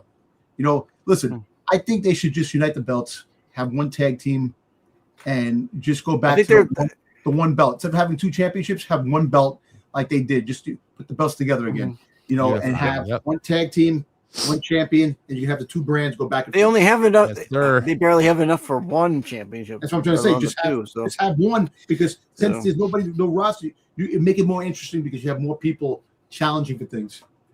Mm-hmm. You know, because you're done with the brand split. You know, for now, I don't know how long it's probably done now. I think it's done. You're gonna have people exclusive to one brand, but they can challenge back and forth to get the belt. Have the belt. It makes things a little bit better. Their brand is gonna be WWE. It's not gonna be Raw. It's not gonna be SmackDown. It's gonna be WWE across the board, and that might even include NXT because we don't have enough people. We still don't have enough people. But you have a great tag team at Fraxium, and they're out here losing to R-Truth and Damian Priest. Mm-hmm. Yeah, but look at the fact that they've been putting these tag team. They've been putting the tag teams like Fraxium and Street Profits. They've been dropping them down to NXT every once in a while to have matches as a test plate. I think say, hey, these guys might be going from here to here to here. You never know where they're going to show up. Smack Talker Skywalker, I think that honestly, Hank and Tank get eaten alive on the main roster, and so do Dark State. Dark State would be compared to nothing but the Shield. They already are. And so they would just be compared to the Shield, and then Hank and Tank would be nothing more than another Creed brothers. They'd be treated just like the Creed brothers. Yep. They should not be called up right now. They're gonna go the same way as Otis and what's his face when they were the blue collar whatever, when they first got Tucker was it Tucker? Yeah, Tucker. There you go, Tucker. Yeah. So my best moment of the night, I'm gonna say, is JC Jane winning over Charlotte Flair. Hey, it's nice to see a new face on SmackDown, and JC Jane has got that nuclear heat right now. Yep. Putting her over Charlotte is a fantastic idea. I did also like the Jacob Fatu destroying Solo Sikoa and Tonga, and then just basically walking through the Usos like they weren't even there. My worst moment of the night goes to the Gingerbread Man segment with Sami Zayn. Unneeded, absolutely unneeded. We don't, and it's absolutely ridiculous. It's absolutely ridiculous that we're going to have a funeral for the Gingerbread Man on our go home show before a PLE. Yep. Hey, ridiculous. Also, you had Trick Williams become babyface. Throwing up the X for the Gingerbread Man. Yep. And yeah, that's all I hear. That's all I hear, Sticks, whenever they bring in it. It's not my gun drop buttons. Yeah. And then what were they thinking moment of the night for goddamn that's funny, man. Shrek. That's awesome. Yeah. Yep. What were they thinking moment for me is definitely the debut of Ricky Saints. They did Ricky dirty. They should have given Ricky a little bit more to work with. Yep. Ricky definitely deserved better.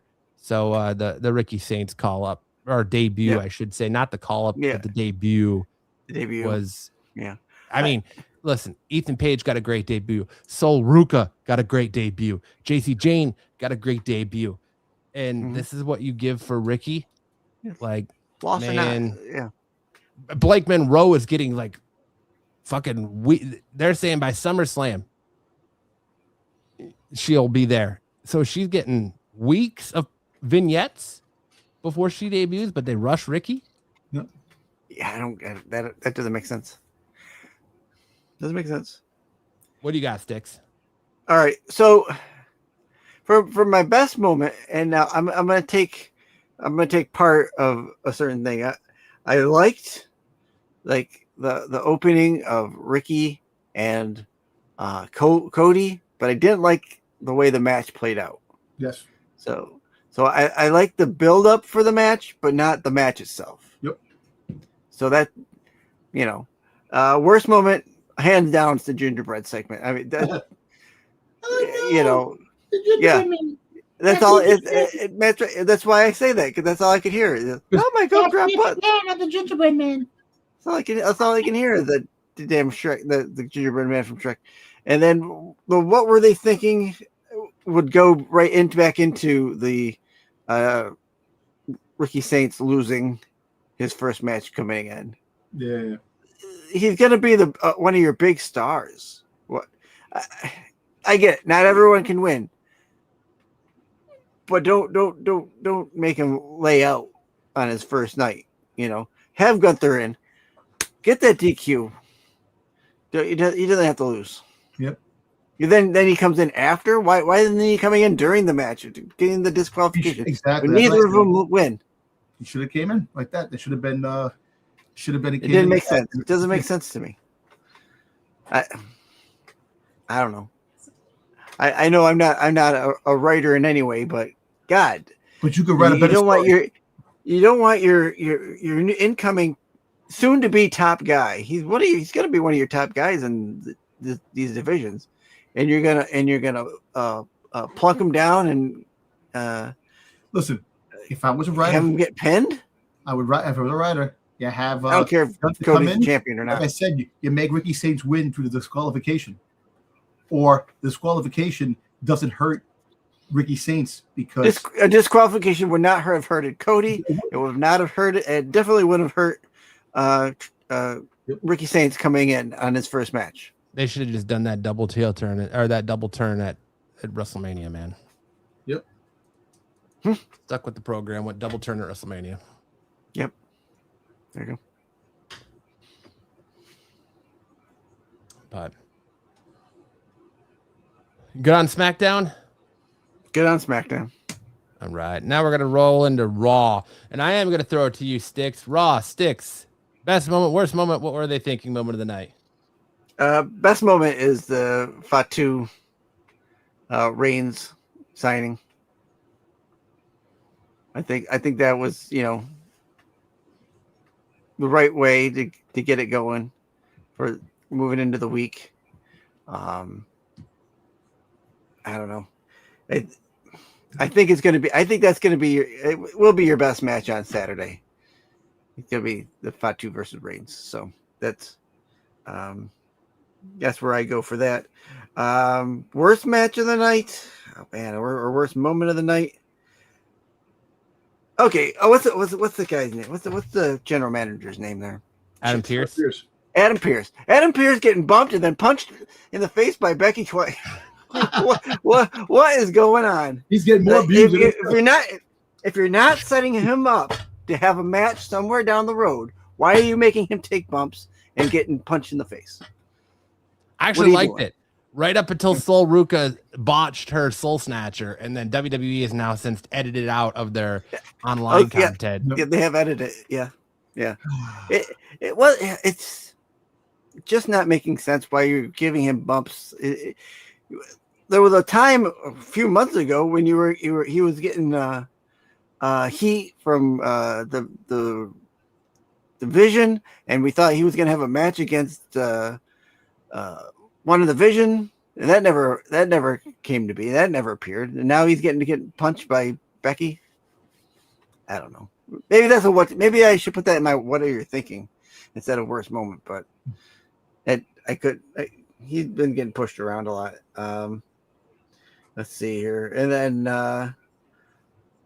but my what are you thinking really is having the Creed brothers come out as the El Grande Americano twins again. Like now we got Los Americanos Hermanos. Yeah. Now we got 6 of these quagmires running around with masks on and quagmires.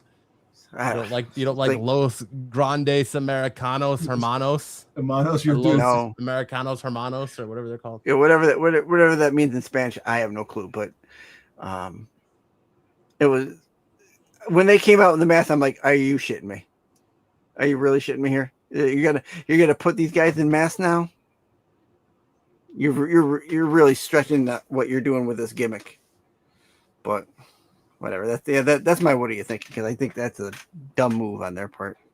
It's great for a laugh if you know, but they're going to lose their masks the same night that Gable loses it come May 30th. So, Dom, what say you? Best moment, worst moment? What were they thinking? Moment of the night. I have 2 best moments. One best moment is Seth Rollins staring freaking Roman Reigns in the face. In my way, and looked at each other and go out to do his thing, and Roman was pissed. And you know that's a mock up for something down the road, man. You know that's right there. So, SummerSlam main event. So I like that. But the best moment was my boy Ethan Page getting the win over Penta, and he's gonna be next in line to go, and he's gonna win the Intercontinental Championship. That's the next champion right there, Ethan Page. You know him and Rusev are gonna be freaking that was great. And what were they thinking was I felt bad for what was thinking was the whole El Grande Americano freaking thing. You know, 2, what are you thinking? The open challenge that happened. That was what was you thinking? Also, the El Grande Americano. You know, listen, let's repackage them, put mask on them, like you said, put mask on them, and let them run. You know, I'd watch that. I'd watch that. You know, so it sucks. So that's my moments for Raw. Oh, that's a great idea. Says, if the WWE draft still existed, I'd have Adam Pearce and Nick Aldis finally have a match to see who gets the #1 draft pick for the respective shows. That'd be cool. I'd watch that. That's a great idea, actually. That's a great idea. Yeah, what were they thinking moment of the night is hands down the open challenge, because what are we doing with Obafemi? And you're making it a joke by sending Tozawa out there. Even if you do switch it with Otis, you got Otis as a big man, and you might as well have just released Otis and Tozawa because they're not doing anything. You're using them for a joke, and then you have Obafemi essentially squash Otis. You're making Obafemi look real dominant, but we don't need another open challenge, and we don't need Obafemi just squashing guys that you got there. My worst moment of the night is honestly the Joe Hendry, Logan Paul stuff, because do we really need Joe Hendry's rock concert 2 weeks in a row, and he's not saying anything different 2 weeks in a row? Like, there's no creative there. Absolutely none. I like Joe Hendry. I think his shtick is fun. I like his shtick with the Street Profits. And I kind of get this feeling that Seth Rollins like might sort of put together a Vision 2.0 with him and the Street Profits and Joe Hendry. Like there's something. I don't know who you are. WWE's building something there. Yeah. But my best moment of the night, you know, I want to say it would go to Jacob Fatu. I like the way Raw kicked off. The way Raw opened up was good. The Jacob Fatu contract signing was just too short. Roman did a hell of a promo there, but just the fact that it went real quick and Jacob did everything he could to put the Tonga death grip on Roman again and Roman fight out of it, but he couldn't, was good. But I think the opening, Raw opened real hot, real hot. And then it like, they just poured water on it by having JD McDonough versus Finn Balor as the first match of the night. Like, it just felt like they absolutely poured water over the top of Monday Night Raw with that. So that's what I'm going to go with. NXT. Did either you watch NXT on Tuesday night? I caught a little bit of it. I seen the Mr. Iguana showed up. I seen Mr. Iguana show up, and I also seen the Lizzie Rain with getting to the big brawl with Zarya and all that stuff that was going on there. Also, I saw the thing with freaking what's the face showing up to Jay Parker and telling you're not doing anything with Parker. You're just you're losing streak. You have a big losing streak. Yeah, she's the Dolph Ziggler of females, dude. I'm telling you. Nobody in the chat, if you disagree with me, let me hear it. Do you agree with my take that Jada Parker is nothing more than the female version of Dolph Ziggler? Can never win the big one. She gets there, and then the big one comes, and she loses. She's gonna crush everybody when she gets into the main roster. Female Dolph Ziggler. She ain't coming to the main roster. When she gets to the main roster, because Jey Uso's gonna bring her up there. No, they're gonna end up cutting her. She's gonna get cut. No, you can't. You can't cut you can't cut her, man. Just like Shawn Michaels is telling you, like, you got 3 years to get over on NXT or your ass is sent packing, and Jada Parker's got to be there. She's got to be right there because she ain't getting pushed. She shows up on TV and then disappears. It shows up and then disappears. Shows up and different disappears, man. She can't win the big creative, man. Zaggy said because she made a bad sandwich for someone, she can't get a win. Can't do it, man. I like the Tony D'Angelo Travion Heights match was good. I don't like the way they're handling the Mason Rook stuff and the evil stuff. I think that their debuts could be a lot better, especially like the way after debuting Mason Rook or Will Coos last week, the way they did. I understand that because nobody really knew who he was. So then you spent all week getting the name out. You had John Cena post. He's big, he's bad. He'll body slam your dad to try to get people interested in Will Coos or Coos. And then, you name him Mason Rook. That's fine. Evil, he cut a promo. He doesn't even show up this week.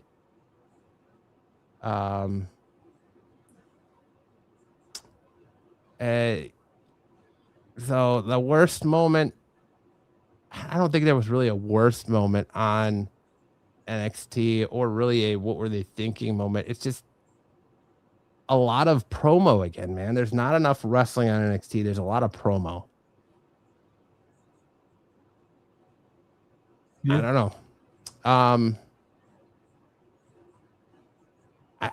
dude, I'm really am tired of Jada Parker. No, I'm not. I am. I want him to really push Zarya. I want to see him do great things with Zarya. What's Evil's new name? Naruko or something like that, or Naruku or something like that. But yeah, that was NXT for me. What about so what about you, Dom? Did you watch enough to?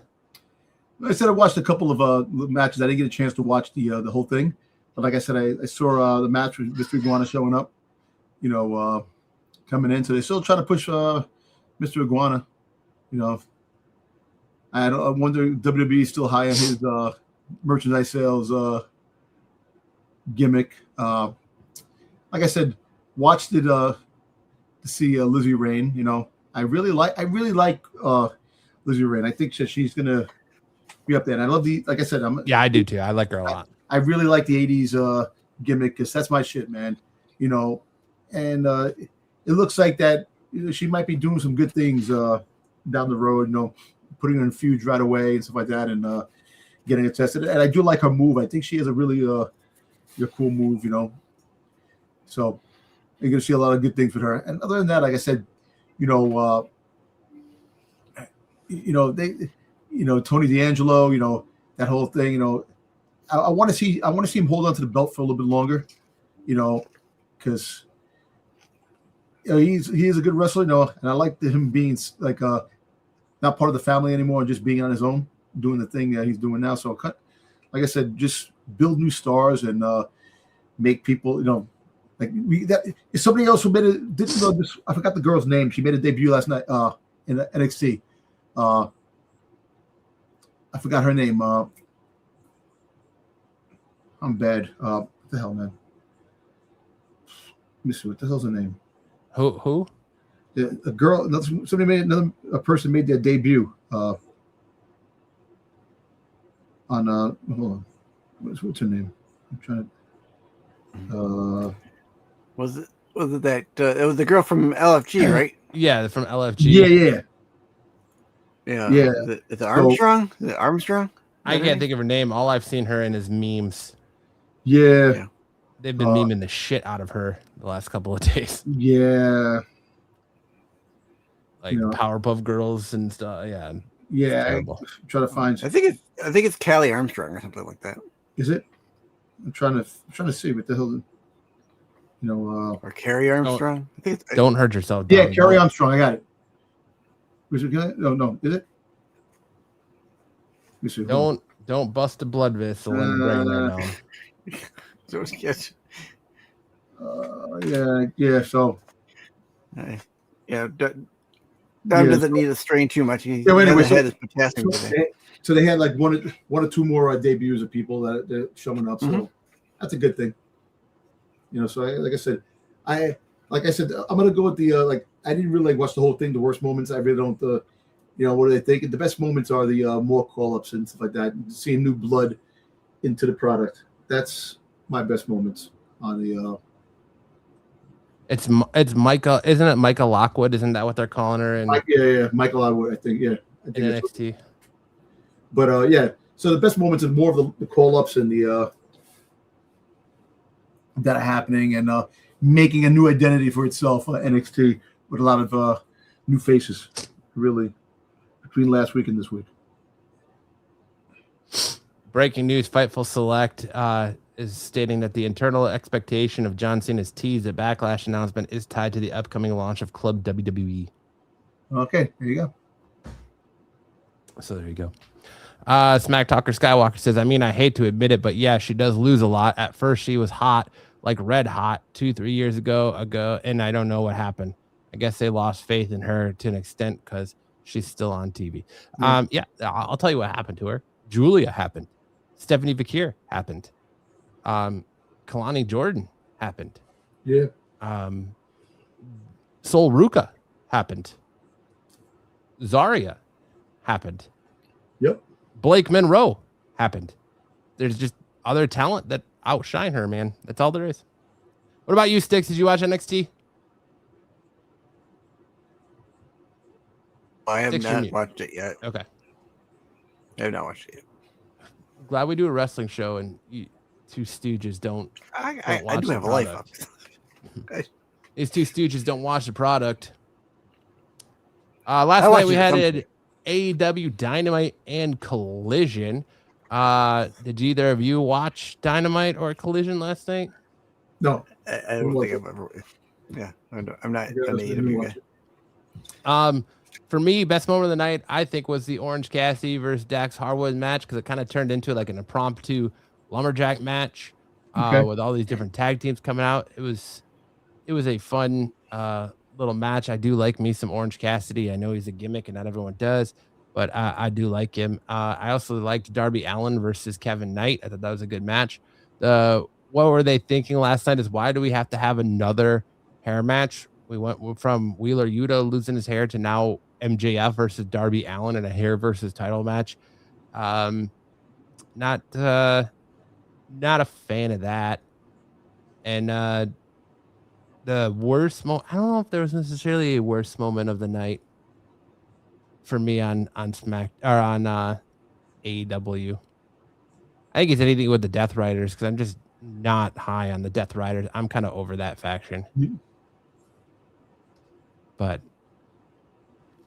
that was AEW. But I'll tell you what, AEW last night was a little bit more enjoyable than whatever the fuck WWE gave us on Raw. So I can't complain too much about that. Sticks, hot or cold? What are we on this week for hot or cold? Well, I didn't know. Don't have a hot or cold, right? I didn't have a hot or cold because I didn't think we were going to do it this week because of the Backlash. All right, cool.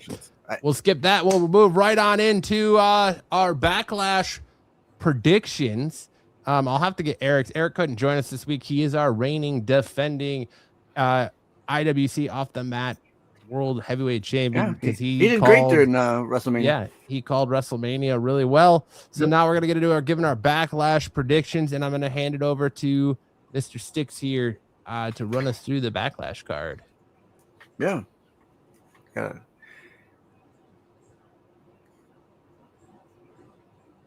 Or just give us a bunch of dead air. Either way.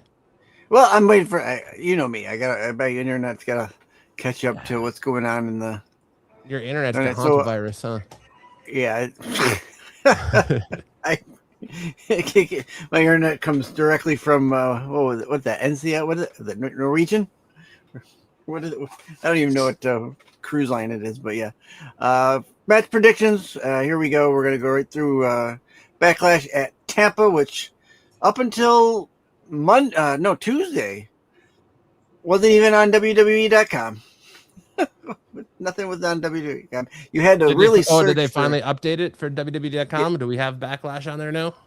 Yeah, we do have it is official. Backlash is happening on Saturday. Yeah, that shows you how high they are on that product right there, huh?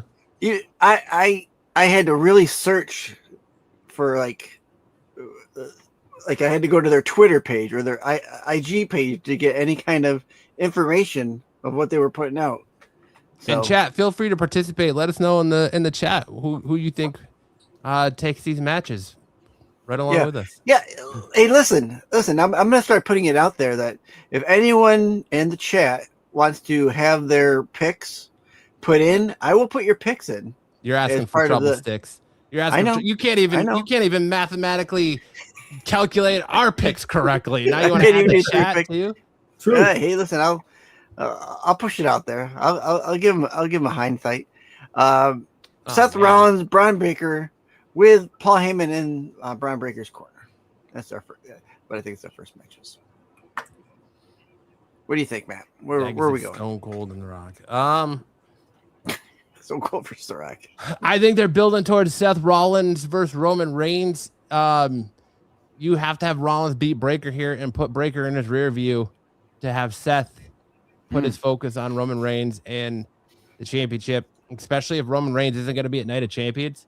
You have Seth go over. You have Braun put Seth's rear view and do it up, because you're going to have to do a couple more matches between them if you have Braun Breaker beat Seth Rollins.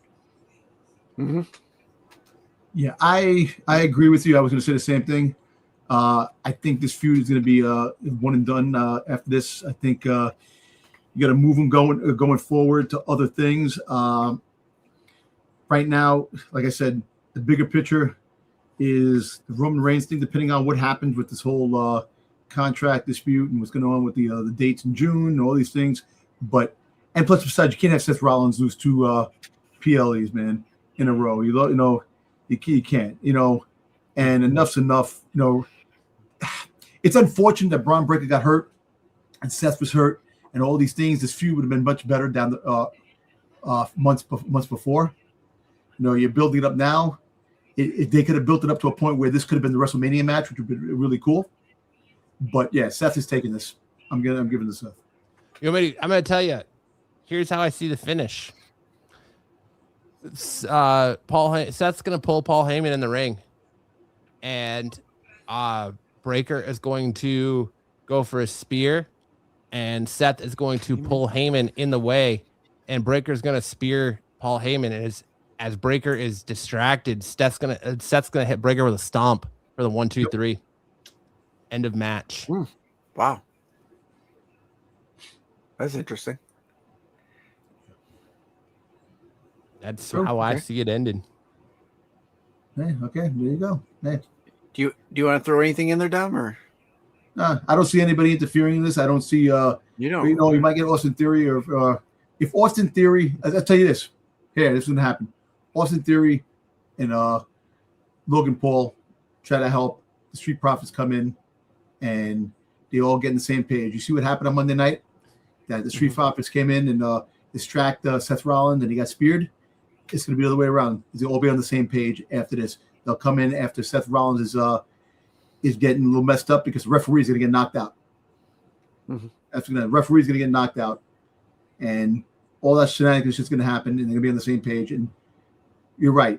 Paul Heyman will probably get speared, and then Seth Rollins is going to go for the win with the help of the Street Profits because of what happened with Logan Paul and Austin Theory. Yeah, I've got Seth winning this as well, and just like Dom said, I don't know if I see the Heyman thing. I won't say the Heyman thing, but I do see Vision coming down, and then Street Profits coming in to negate them. And Joe Hendry could be there too. I don't know about Joe. I don't know about Joe. I'm just saying, he's too busy writing songs in the back. I know, but he's having the feud with Logan Paul now, so he'll be but he's having a lyrical feud. Look, right now the Street Profits, Seth Rollins has nobody. I'm Logan Paul. You can't fire me. Yo, did you see Logan Paul's arms? How jacked he is, man. They're talking about that on the internet. Yeah. How much freaking what is he taking? Yeah, he's definitely he's on some sauce. He's on some of that sauce. Yeah, he's definitely got quite the peds. We see there. We see Sessanon, maybe D-Ball, who knows? Those Pokemon packs he's picking up. Exactly. He's taking the Pokemon shots. Yeah. But yeah, dude. He's huge. The Bulbasaur virus or whatever it is. Pikachu, whatever you want to call it. Pikachu. So yeah, I got Seth going, Vision come down, Street Profits comes in, Breaker gets distracted. Seth will probably give him the stomp for the 1, 2, 3. All right, up next. I see Tricky Williams winning this. Yep. He ain't losing the belt. Trick Williams and yep. Okay, go ahead, Dom. This is where you get the switcheroo. That Trick Williams is going to be the good guy and Sammy's the bad guy. Nobody coming in. You see Little Yachty coming out as the. You have Little Yachty going to be in the corner because he's the manager, but the whole fact is that it's Trick is winning. Let me ask you this: WWE is going so stupid and low that we're getting a funeral for a gingerbread man on SmackDown on Friday night. Do you see them going a zombie gingerbread man angle where somebody stumbles out as the dead gingerbread man and attacks Sami Zayn? Hey, remember Sandman fought the zombie in a WWE match at one time. So there was a zombie in WWE match. So Hey, you know what? Anything's oh, possible. Maybe they have Little Yachty come out as a water bottle and attack Sami Zayn. I don't know. But Maybe the I water yeah, bottle. I see the Trick retaining. maybe the midget Danhausen's come out as bottled waters to attack Sami Zayn. Nah, but yeah, Sammy's losing. Sammy should bring in Doink. Going down. Yeah, I think Trick's retaining. Yeah, Trick retains. I don't think there's any. Little Yachty is a gingerbread man. I guess Lil Yachty could, in some way, distract Zayn. But Trick's there's no way they're gonna put the belt back on Zayn. So Trick retains. All right, up next here. What do we got? That's the Io Sky match. Is that what I got next? Yeah. Yeah. They're gonna have Io Sky win this match because they're trying to get away from this feud as quickly as possible. Io Sky definitely, and speaking, Sandy's gonna come back for the one night. I don't think she's coming back for one night. They're not gonna. If they bring her back in, she's gonna help Io win.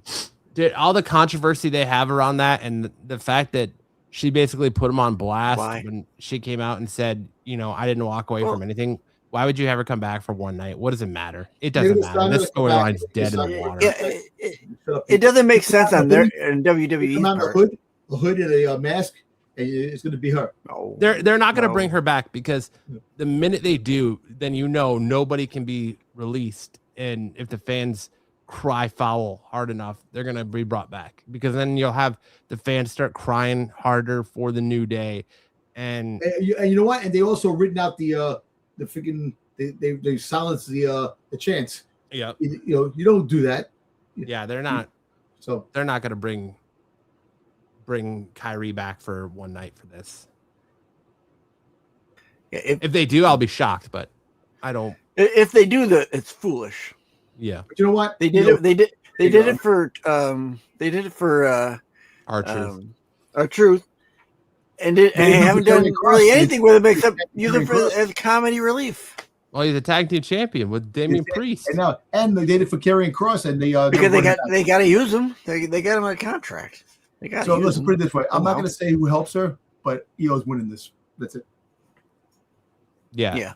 Io. Io's winning this. Io's going to win. That whole feud or whatever you want to call it was long, and we're not getting any real good payoff of it. And I hope that we can go back to classic Asuka now. I want to go back to the classic badass NXT when she first came into WWE Asuka. No more of this Kabuki Warriors bullshit.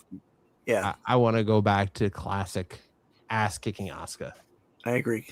I would agree with that. I would love to see that. And not for anything. Asuka has a huge car collection. She collects cars. Antique cars. She does, really? Yeah, I didn't know that. And she has a YouTube channel where she eats food. Eats food. And she also she's a car collector too. So she does a lot of things. So she likes that stuff too. All right. Roman Reigns or Jacob Fatu? I'm going to put it out there. Jacob Fatu wins. He wins for one reason. Wait. As much as I want Zilla Fatu to show up, it's definitely going to be Solo Sikoa is going to come there and definitely going to interfere, and Jacob's going to win, and the Usos so this is what's going to happen. Shenanigans is going to happen. Jacob wins. The Usos come out. They double cross. They turn on Roman, and Jacob Fatu and the Usos are going to form their own team. I hope not. I hope not. Dude, this one's hard for me. Like, I wouldn't. I think that WWE is going to shock the world, and I wouldn't be surprised if they have Jacob win. I mean, my head says Roman. My head says Roman retains. My head says Roman retains, and then they move past Jacob, and that Solo Sikoa cost Jacob the match.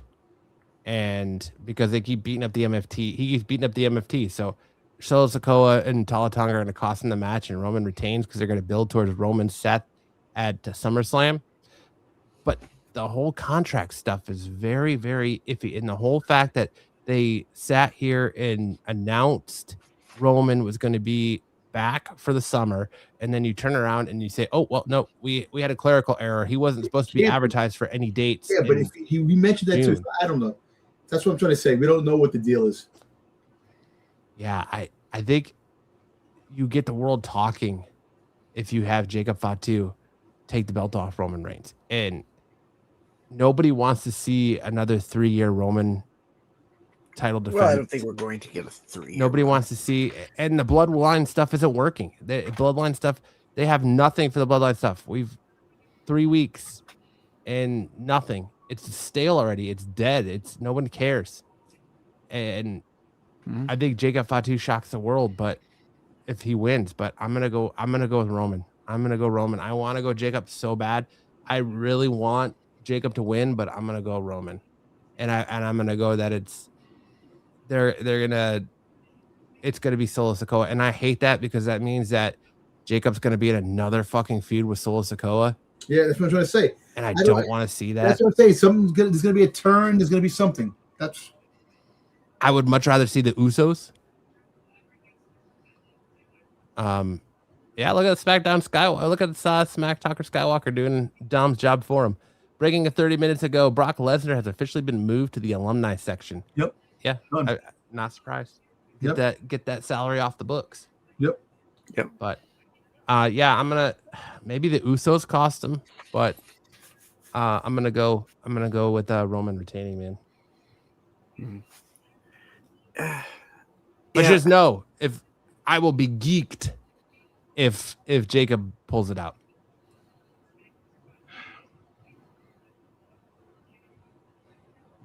In deep contemplation. I'm in the same boat because I think if by Roman retaining, it would push Jacob into a different situation. Because if he takes the belt, it's Jacob or Solo comes after him for the belt. But if he loses, that might push him to join the MFTs or have some kind of dealing with them to try and bolster him up to get back to a rematch with Roman Reigns at SummerSlam, where then he'll win the belt. Look, I tell you what. Oh my God. What? Dude. Creatively, Jacob winning. Just think about this for a minute. Maybe I'm crazy. Jacob wins, right? Mm-hmm. Roman loses the title a month after winning it. Okay. Jacob beats Roman. Then you have Roman go on this whole losing thing where he starts questioning everything. I can't, maybe I can't do this without my cousins. Who am I? I have to do this on my own. And he goes away for a while after losing to Jacob, and he loses and have him lose again and just keep losing. But let me ask you a question. Remember, he never beat Seth Rollins. Right. So we have him fight Seth Rollins in SummerSlam and finally win without his cousins. Yes. Yeah, exactly. You have it to be without the title. Yes. But you have him losing and he goes away and comes back, and then you start having this redemption arc and start winning again on his own without his cousins. Yep. But Jacob beating him is that catalyst that kind of has him do that downward off his shoulder. The chip off his shoulder. The ego. Where he says, you have him lose here, then have him lose another match before June, because they have another Saturday Night Main Event. You have him lose at Saturday Night Main Event to somebody, and then because I think they have a Saturday Night Main Event May 24th or something like that. Yeah, you have him lose there too, and then that gives you a reason to take him off TV for months. Because have Roman be like he's walking away because he can't do, he can't win. He's questioning whether he can win without his cousins or not, and then you have him come back and tell him that he wants nothing to do with them. He's going to fly solo and do it on his own. And he's going to go back to before the bloodline stuff when it was just him and Paul Heyman. And then he beats Seth and he's going to start that kind of road to redemption. It's a great way to shake things up. You take the title off of him for a couple months, and you make a new star and Jacob Fatu. Let Jacob Fatu carry it. And then you can have a good feud later on, with people. But think about this: Solo Sikoa and what's Tonga's name? The Tala Tonga. Tala Tonga, right? Yeah, Tala Tonga. Yeah. Tala Tonga. They have to play. Yeah, that's what I'm trying to say. You have the Usos turn on Roman. You have them become babyface. It's kind of weird. They join Jacob Fatu, the Usos, and then you have Solo making amends with Roman, and have some kind of crazy thing. Have like a double switch. Like I said, something's got to give. Roman definitely go, and that's great creative work right there. Have something like that. And he beats Seth Rollins, finally gets that chip off his shoulder because it's been a long time, and you can finally end that feud with Seth Rollins. Finally get the win. Because Seth Rollins at that time, imagine Seth Rollins fighting Jacob Fatu for the belt. That'd be pretty cool. You have that. Or you have, like I said, Obafemi, fight Jacob Fatu. You have Bronson Reed. So apparently they say Bronson Reed, when he comes back, he's going to feud with Roman. So yeah, I don't know what's going on. These are all like creative things that potentially could happen if the whole contract stuff is taken care of. Go one further. You could have. Hold on. When is SummerSlam? What's the dates for SummerSlam? Tomorrow. SummerSlam. SummerSlam is not tomorrow. That's tomorrow.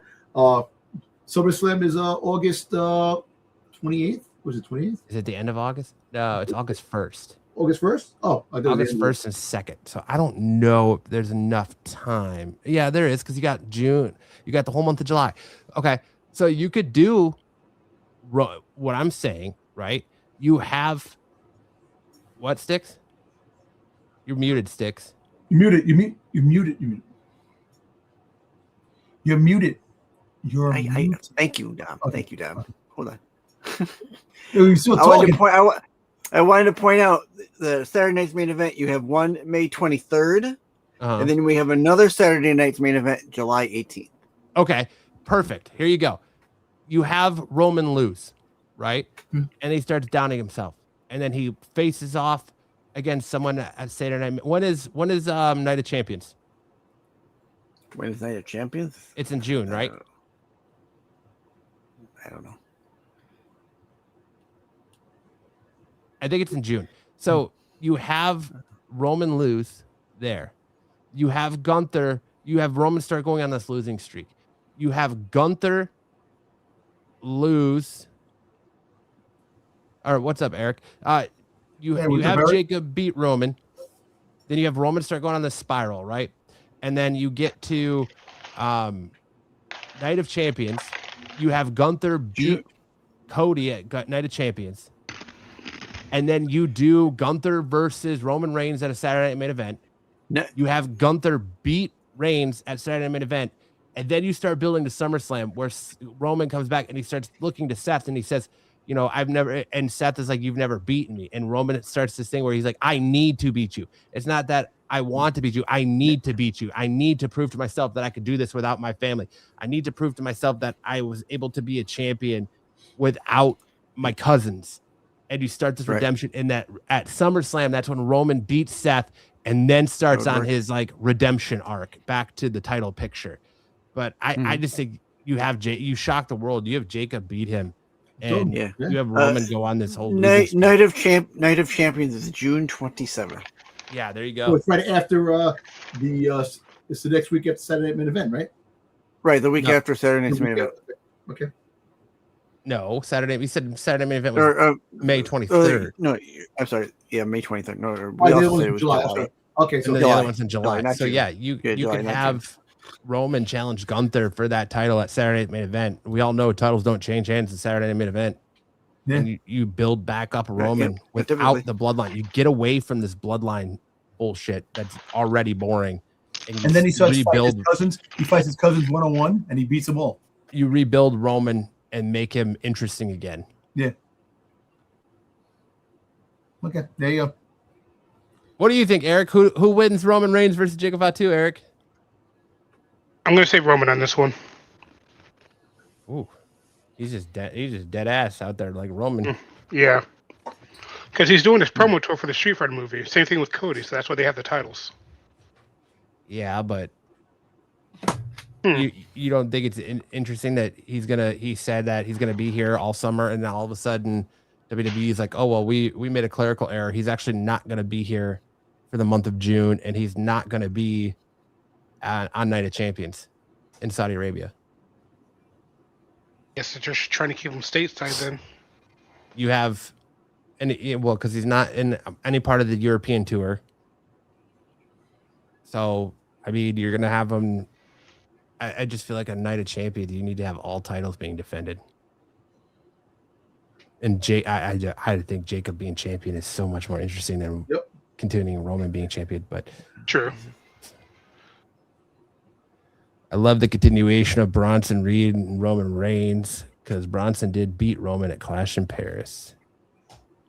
There's another one you could rerun that back, but I don't think Bronson Reed's going to be back for a while. Yes, he won't be back till probably late this year. Because it was a pretty severe injury that takes almost about a year to recover from. But since Eric jumped on late, let's go back. Eric, who do you see winning Io Sky versus Asuka? Io. Io? Yeah. Eric got Io. What about Trick Williams and Sami Zayn? Trick. All right. Seth Rollins versus Braun Breaker. That's a tough one. I'm going to say Braun. Really? Yeah, because I'm going to think this feud's going to last until SummerSlam, then Seth Rollins will get the payoff on that. Either that or at Clash in Italy. See, I feel like they teased your SummerSlam main event on Raw Monday night with Seth Rollins and Roman Reigns. I feel like this. I said that I think Seth's going to win with the caveat that Paul Heyman's going to get involved. Seth's going to pull Paul Heyman in the ring, and Breaker's going to go try to spear Seth, and Seth's going to move, and Breaker's going to hit Heyman instead. And as he's distracted, Seth's going to hit Braun Breaker with a stomp and pin him for the 1, 2, 3. So I assume you'd picked Jacob for the win over Roman. I did pick. No, actually, I'm taking Roman. Okay. I said I'd rather see Jacob. My head says Roman, but my heart says Jacob. So I went with Roman, but I would be giddy if Jacob won.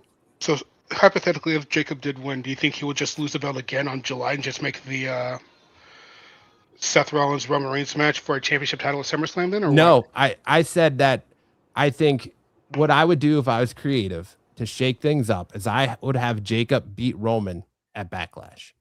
And then you have Roman go on this losing streak. You have Roman just start losing. And where then you have him. Oh, fans will be pissed. Huh? Fans will be pissed if you see Roman on a losing streak. Nah, I don't think so. I do.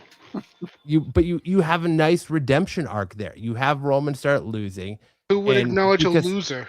But that's the thing is that where do you go with him? You have to shake things up because the bloodline stuff is already stale.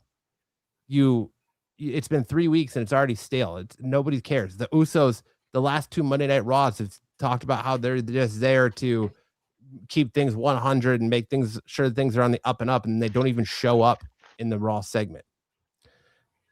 I think you have Roman lose and you just have him lose at Saturday main event in May, and then he's gone for the month of June, and then he comes back and he's like, I got to prove that I can do this stuff without my cousins, because that's the whole thing. CM Punk said from Royal Rumble to WrestleMania, you can't do this without your cousins. You can't do this without your cousins. You've never been able to do this without your cousins.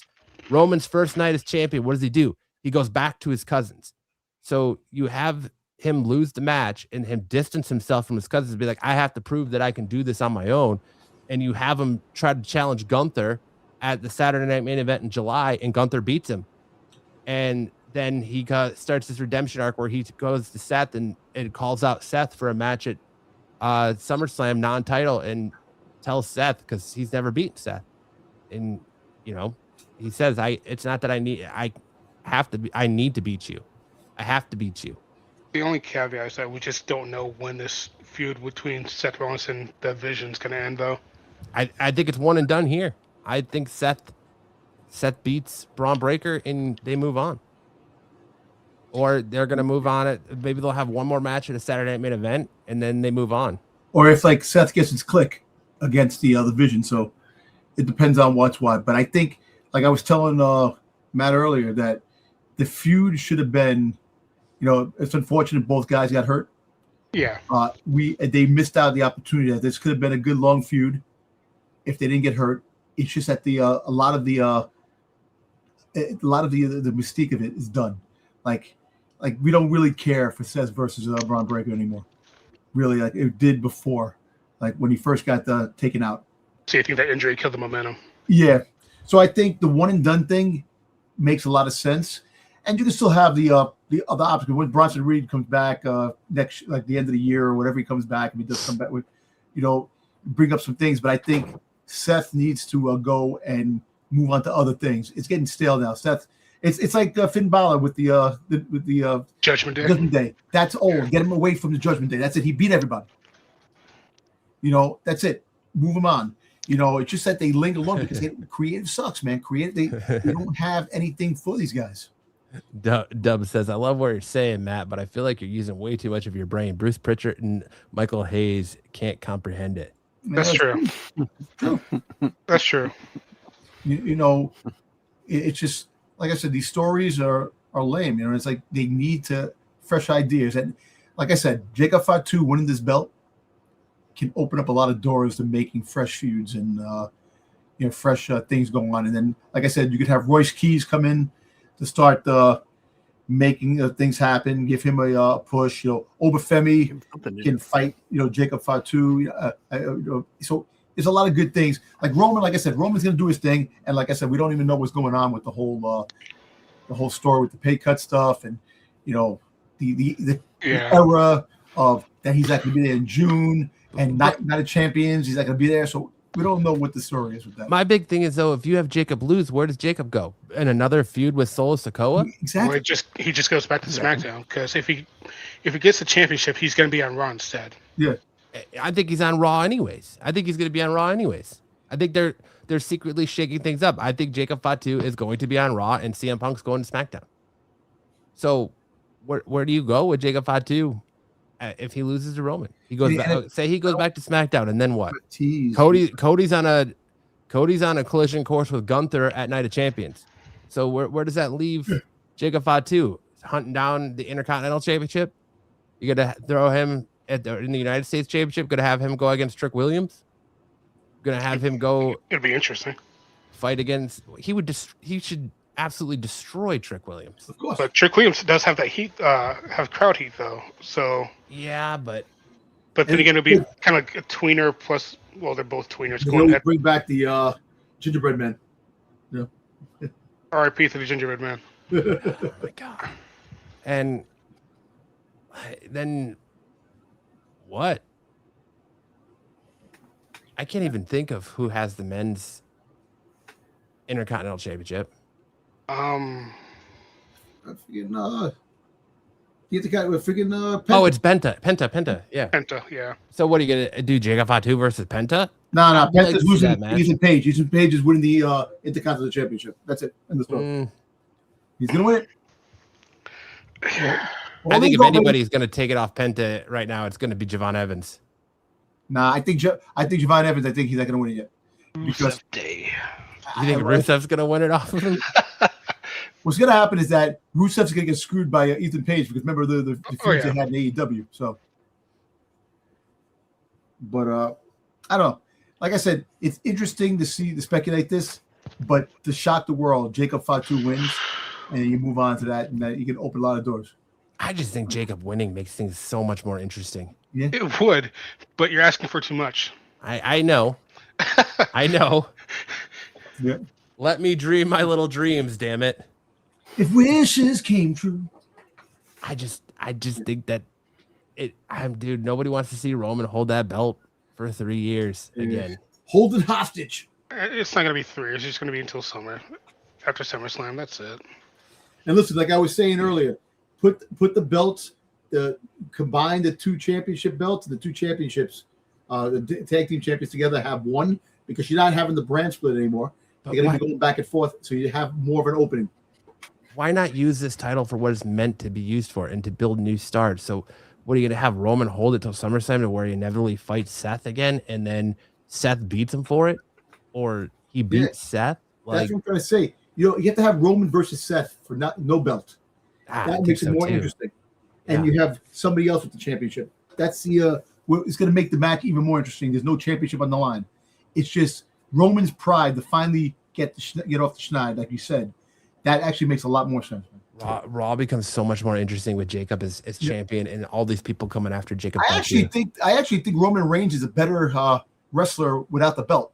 I think it opens doors more for Roman, to do a lot of things without the belt. Him chasing the belt is more interesting. Like Cody chasing the belt, more interesting. CM Punk chasing the belt, more interesting. Seth chasing the belt, more interesting. Once they get the championship belt on around them, that's it. Gunther chasing the belt. Those things are more interesting. McIntyre chasing the belt was phenomenal. Until he finally won it for a short time. This conspiracy thing kind of got old though. Yeah. Oh yeah, because they just gave him Sami Zayn's old gimmick. Mm-hmm. Yep. But we'll see. Like I said, Jacob Fatu, your new world champ. I'm still going with Roman, but I think Jacob is so much more interesting. I think Roman as well. I don't think you have to worry about this 3-year hostage situation that you think is going to be, but I got Roman in this match. But but the whole fact is safe. You're playing it safe. That's what's wrong with WWE. They play it safe too much. You got to make some things happen to really get people invested. All the shit that's been going on, they have to do something to get the crowd invested. And and I think that Roman still being champion makes shit stale because you got nothing for him on Raw, really. You don't know what's going on with fucking LA Knight. We know he's taking the entire month of June off, so then you're gonna come back and you have July to build towards SummerSlam, which is the first of August. And it's a 2-night SummerSlam, so you got to have big matches there. Exactly. So you got 1 month, 1 month to build a program. I kind of wonder if LA Knight took a pay cut or not. That's who I said. I said figure out the name that they're not saying took the pay cut. I think it's LA Knight. 100% think it's LA Knight. You know what's funny? Because you had the Royce Keys and Jacob Fatu meeting in SmackDown. They're both from the streets. So Jacob Fatu wins the belt. You could have Royce Keys have a feud with Royce Keys. So that's what I'm trying to say. Yeah, Royce Keys have a feud with Royce Keys. I mean, Royce Keys have the feud with Jacob Fatu. That's what I mean. I'm sorry. Hey, listen, I'm not perfect. An interior fight. Why? A battle within himself. Why? So Jacob can just stand there and go yada da mean and shake his head, and Royce Keys can cry. Yes. Oh, come on, man. I mean, you already got done with the Angel and Humberto thing, so who else is going to squash? Snapped them out of existence, huh? Hey, I'm surprised they're still there as a tag team. I am too, honestly. All right. So we got one more match to go through, or we just going to do this one? Yeah. Danhausen and The Miz. Hey, you go first, Matt. I mean, Eric, what do you think? Danhausen plus mystery partner. Who's his mystery partner? I'm gonna lie, I would laugh as hell. It's our truth. I said our truth.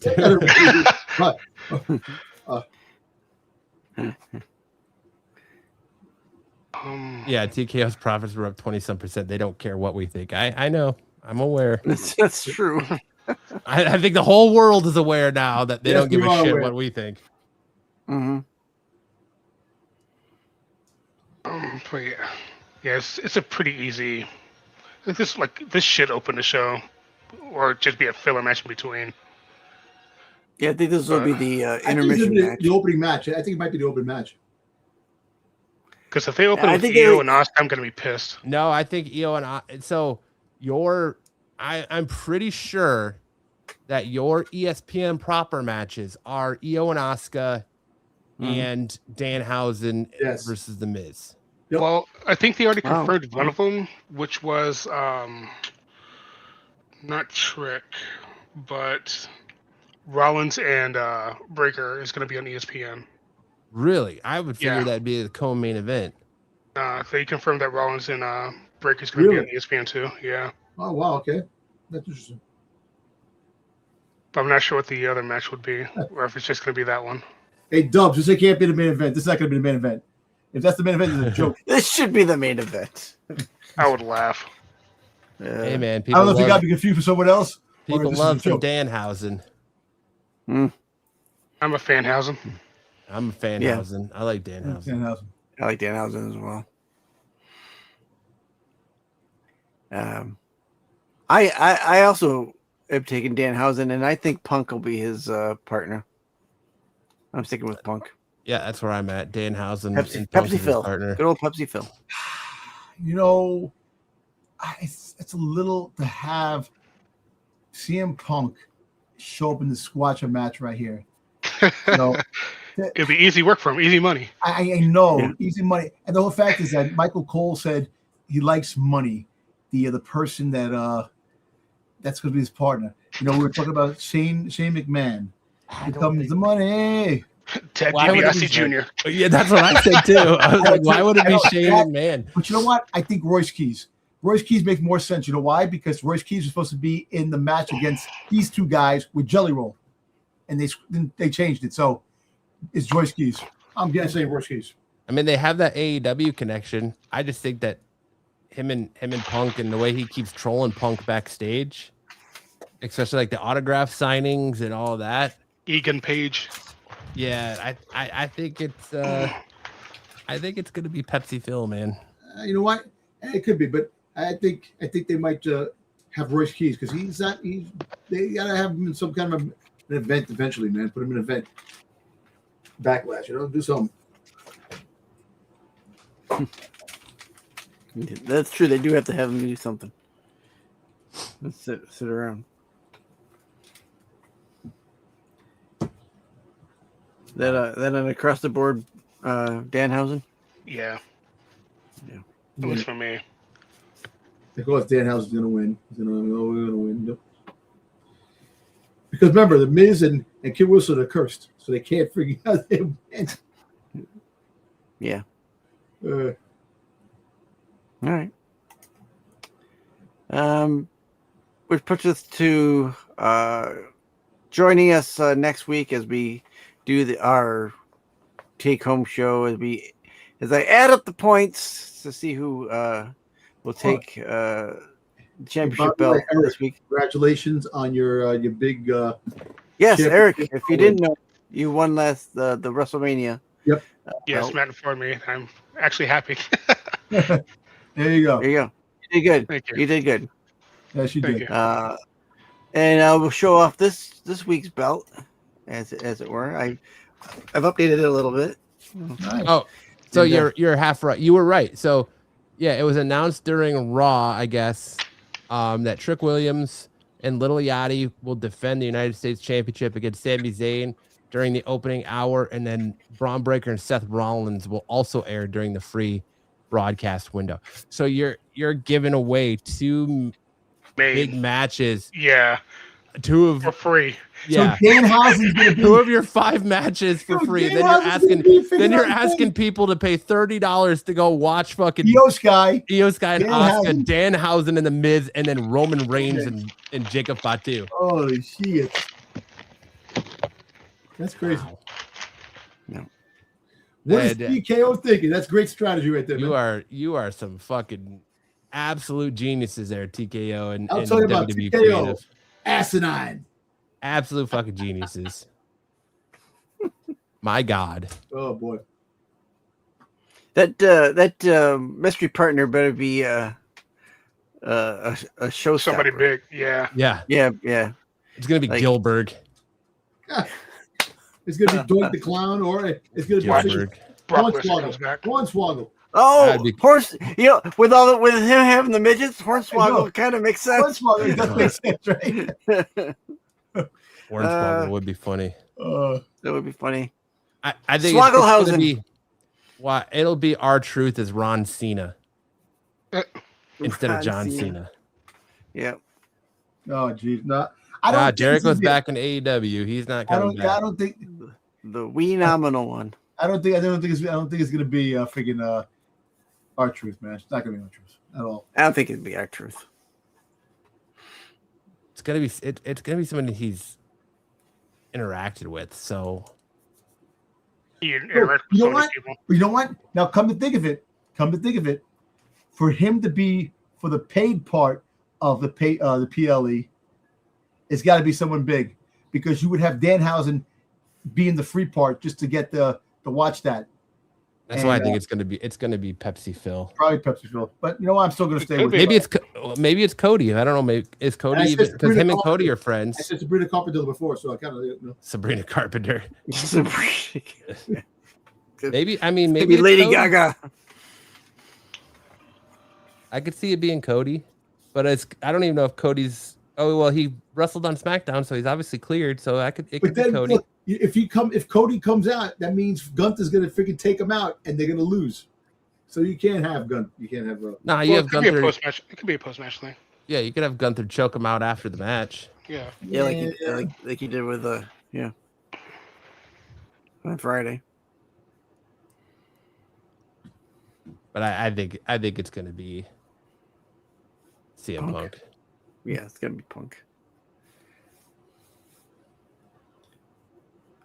And the John Cena thing is gonna be the shake for Club WWE. There you go. Yep. Yeah. That huge shill. It's gonna be Raheem.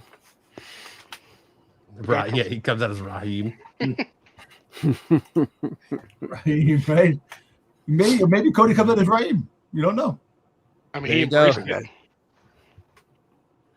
it. Got to defend that championship, No. Eric. Please don't. Yep. All right. What do you great. think about That's it. What do you think about all the cuts, Eric?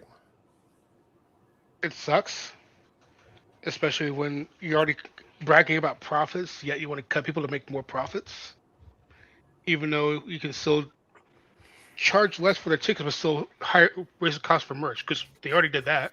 Yep. Yeah, $45 for a T-shirt. Because Hell no. if it, I understand the greed, but you also got to think rationally when you're trying to sell out, stadiums and arenas. If you make it more affordable, you have more options, a chance to sell the merchandise. Because that's my logic of thinking. If you have more people in, you have more chances to sell merch. More merch, more profit. Well, that's what I question too. Is if some of the people that took a pay cut, if they're offering them more of a cut in merch sales to offset. Otherwise, why would you just take a pay cut? A 50% salary pay cut. Yeah. Just for TKO brass to get richer. But you would have to think that your merch is gonna be selling. Like if you're not gonna take a merch deal if you're not really even selling merch as it is. They know they're popular though. That's the thing. They know they're popular, so they know they can sell. Yep. You're right. Well, I'm talking about anybody. I mean, yes, you big four guys are going to get it. Look at LA Knight. He hasn't Yeah. won a title besides the United States, but even without the title, he's still selling hella merch. Same thing with Danhausen, straight out the gate. Yeah, He's still- Danhausen's wrestled 2 matches or 3 matches, and he's the number one. He sold so well during WrestleMania weekend that Fanatics invited him to Fanatics Fest. Yep. Mm-hmm. They said that they had to restock his T-shirts like 4 times during WrestleMania weekend. Damn. So he's a joke, but he sells, and WWE's doing his shtick well. Like People love Cody the comedy Rhodes acts. sells, Rhea Ripley sells. I think EO sells. Dominic Mysterio probably sells good here and in AAA. Yep. Mm-hmm. And that's what I'm saying. Maybe Dominic Mysterio took a pay cut in WWE, and he's getting the kickback on whatever he's doing with AAA on their books. But Maybe. where do you think Woods and Kofi end up? If it's not AEW, then I think it's just retirement or just doing indie shows. That's it. I'm pretty sure it's gonna be AEW. Because I know it's not going to be TNA. It's Wait. maybe Oh, yeah. MLW. He already did his time in TNA. Woods Yeah. did. Woods No, it's did. gonna be AEW, man. They're gonna go have their matches with Kenny Omega and the Young Bucks. And, Oh yeah, because they're super friends. That's why. yeah, and I don't think that Woods is gonna take the Tyler Breeze deal that they're calling it, where he could just go work only on strictly on the video game side and just do up, down, down.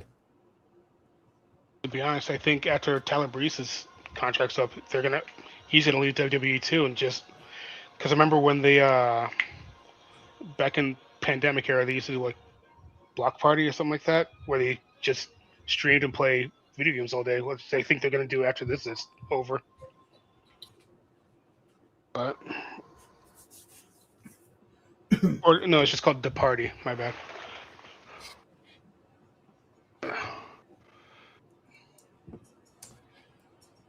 I don't know. I've seen a lot of people speculating that Bailey is also another one that took a pay Yeah. cut. Yeah. Also heard rumors that she also might not take that pay cut because she wants to team up with Sasha again or Mercedes Moné. There's been a long time talking about that. I think see what, like I said, right now I just read something. WWE is done with the cuts and the releases for now, but that big name is still looming. They're talking about. So I don't know what. Like I said, the big name, could be. I wouldn't be surprised if it's LA Knight. I think he's still there, but I wouldn't be surprised if he took the pay cut. Yeah. Because they just don't seem to want to push him. You should go back to friggin' Dupree. If we can go do the friggin' male maximum models. So according to WrestleTix, 12,234 out of the 13,737 available tickets have been sold for Backlash in Tampa, with 1,085 moving in the past 3 days. And they're claiming it's a sellout arena. Around 1,503 tickets remain available, and the cheapest option has dropped to slightly below $94.95. Yeah, and apparently I was looking at the SmackDown. They're saying that SmackDown tickets are dropping. $30 tickets, you can get $30. So I think they're listening. They always wait till the final day to drop it. Yeah, they got to listen, man. I'm telling you, man. So Saturday Night Main Event set for May 23rd at Allen County War Memorial Coliseum in Fort Wayne, Indiana.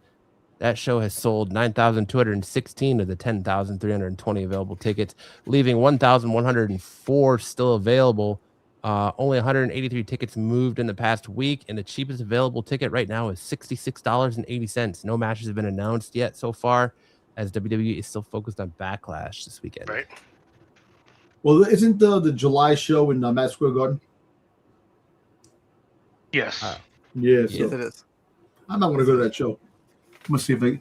Well, You're part of the problem, Dom. If no, you're listen, buying a ticket, you're part of the problem. We'll be in freaking San Diego. It's July we will. 24th. Yep, we will. Be in San Diego. Part of the problem, Dom. Hey, I live right near Madison Square Garden. Not near Madison Square Garden. I freaking live in Manhattan, so I can walk there or take a train. Part of the problem, Dom. Yeah, walk there and take the train back. I'll walk there, I'll walk back, man. It's an hour walk from my house. So, Wow. I stay in shape. Yeah, I'm taking the train. Yeah, dude. If you see the people on the Taking the train, man, train. you don't want to take the damn train, man. Yeah. There's people no matter whether you're walking or you're taking the train, there's people. Yeah, you got dumbasses that don't know how to walk. If there were cars, you get into many accidents. Then people on the train, the homeless people, just Yeah. How you feeling about the Obafemi Open Challenge, Eric? I wish it was Tozawa. See what that would have been Dude, like. I I was so upset when he came out. I do not like what they're doing with Obafemi already. But that European uppercut though on Otis was kind of brutal though. Yeah, it was. But you have him just squash Otis right off the rip. I don't know. You didn't like it. You didn't like his tossing of Otis. I mean, I did, but like I said, He was like uppercut was 350. You were entertained. not really. I was more like off-putting because when it was Tozawa, I was like, "What the fuck is this shit? Are you fucking kidding me with this?" I was hoping it would be a 2v1, but Yeah, a handicap match. yeah, well, tornado handicap match. Jericho. But all right, I think you guys got anything else you wanna cover, talk about? Anything else brewing on your mind there, Dom? No, just about it. Everything. We talked about a lot about the craziness. Other than that, there's nothing else to talk about. I really think that we covered just about everything. Yeah, This motherfucker just came back from hernia surgery, and they're talking about Braun Breaker doing a fucking 405 bench press in the gym today. Like The hernia surgery, freaking you mean shoulder, tricep? No, Braun Breaker. Oh, Braun Breaker. Oh, Braun Breaker. Yes, Braun Breaker. Yeah. Just came back from hernia surgery. And he's out here fucking bench pressing 405 pounds. Because he's a genetic freak. Yeah. Yes. And he's going to blow his shit out again. Something. But all right. Well, thanks for hopping in, Eric. That's going to do it for us tonight, guys. If you want more from Dom and Sticks, you can check them out tomorrow night over on Renovision on the Qualified. You can check us out on Saturday night for Saturday's special. You can check out Dom on Renovision Sunday nights on the Star Wars show. You can check out more from Sticks Tuesday nights over on his channel if you're a Doctor Who fan. And as always, you can catch us right back here next Thursday night where we'll be giving our post review of WWE Backlash and figuring out who is the new off the mat IWC champion, or if Eric retains his belt and starts his Roman Reigns-esque Relax, run. guy. Yeah. His Roman Reigns, put the ones to the sky for Eric as your tribal chief, if he can hold on to that belt. But that's going to do it for us this week. Let us know in the comment section below your match predictions for Backlash and your thoughts on the releases. And do you think LA Knight is the guy that took the pay cut, or do you think it was someone else? Let us know. And with that, Dom, take us out with some words of wisdom, my friend. All right. If you're ever buying tickets or trying to get something and it sells out, There you go. is don't be. I should practice what I preach, but at the end of the day, be patient. Scalp him. And freaking Star Wars Celebration, I'm pissed. Anyway, be patient because eventually you'll be able to get your tickets or what you need for cheaper. Don't get the FOMO because the FOMO is the worst thing you do. Because if you do buy stuff that for outrageous prices, you're feeding the problem. Don't feed the problem. Says the guy that just said, I'm going to go to Madison Square Garden to see. Well, I know, but I didn't say I was Saturday going to Madison Square Garden, but I didn't say that I was going to pay crazy ticket prices. I was looking for a cheap ticket price. If I can't go, I can't go. But wait to the last possible minute. That's You good get it advice. cheaper, possibly 9 out of 10 times, you know. Yeah. All right. On that note, have a great week, everyone. Rest of your week, everyone. Enjoy SmackDown tomorrow night. Enjoy Backlash. We'll see you guys right back here next Thursday, 9 p.m. Eastern, for a brand new episode of Off the Mat.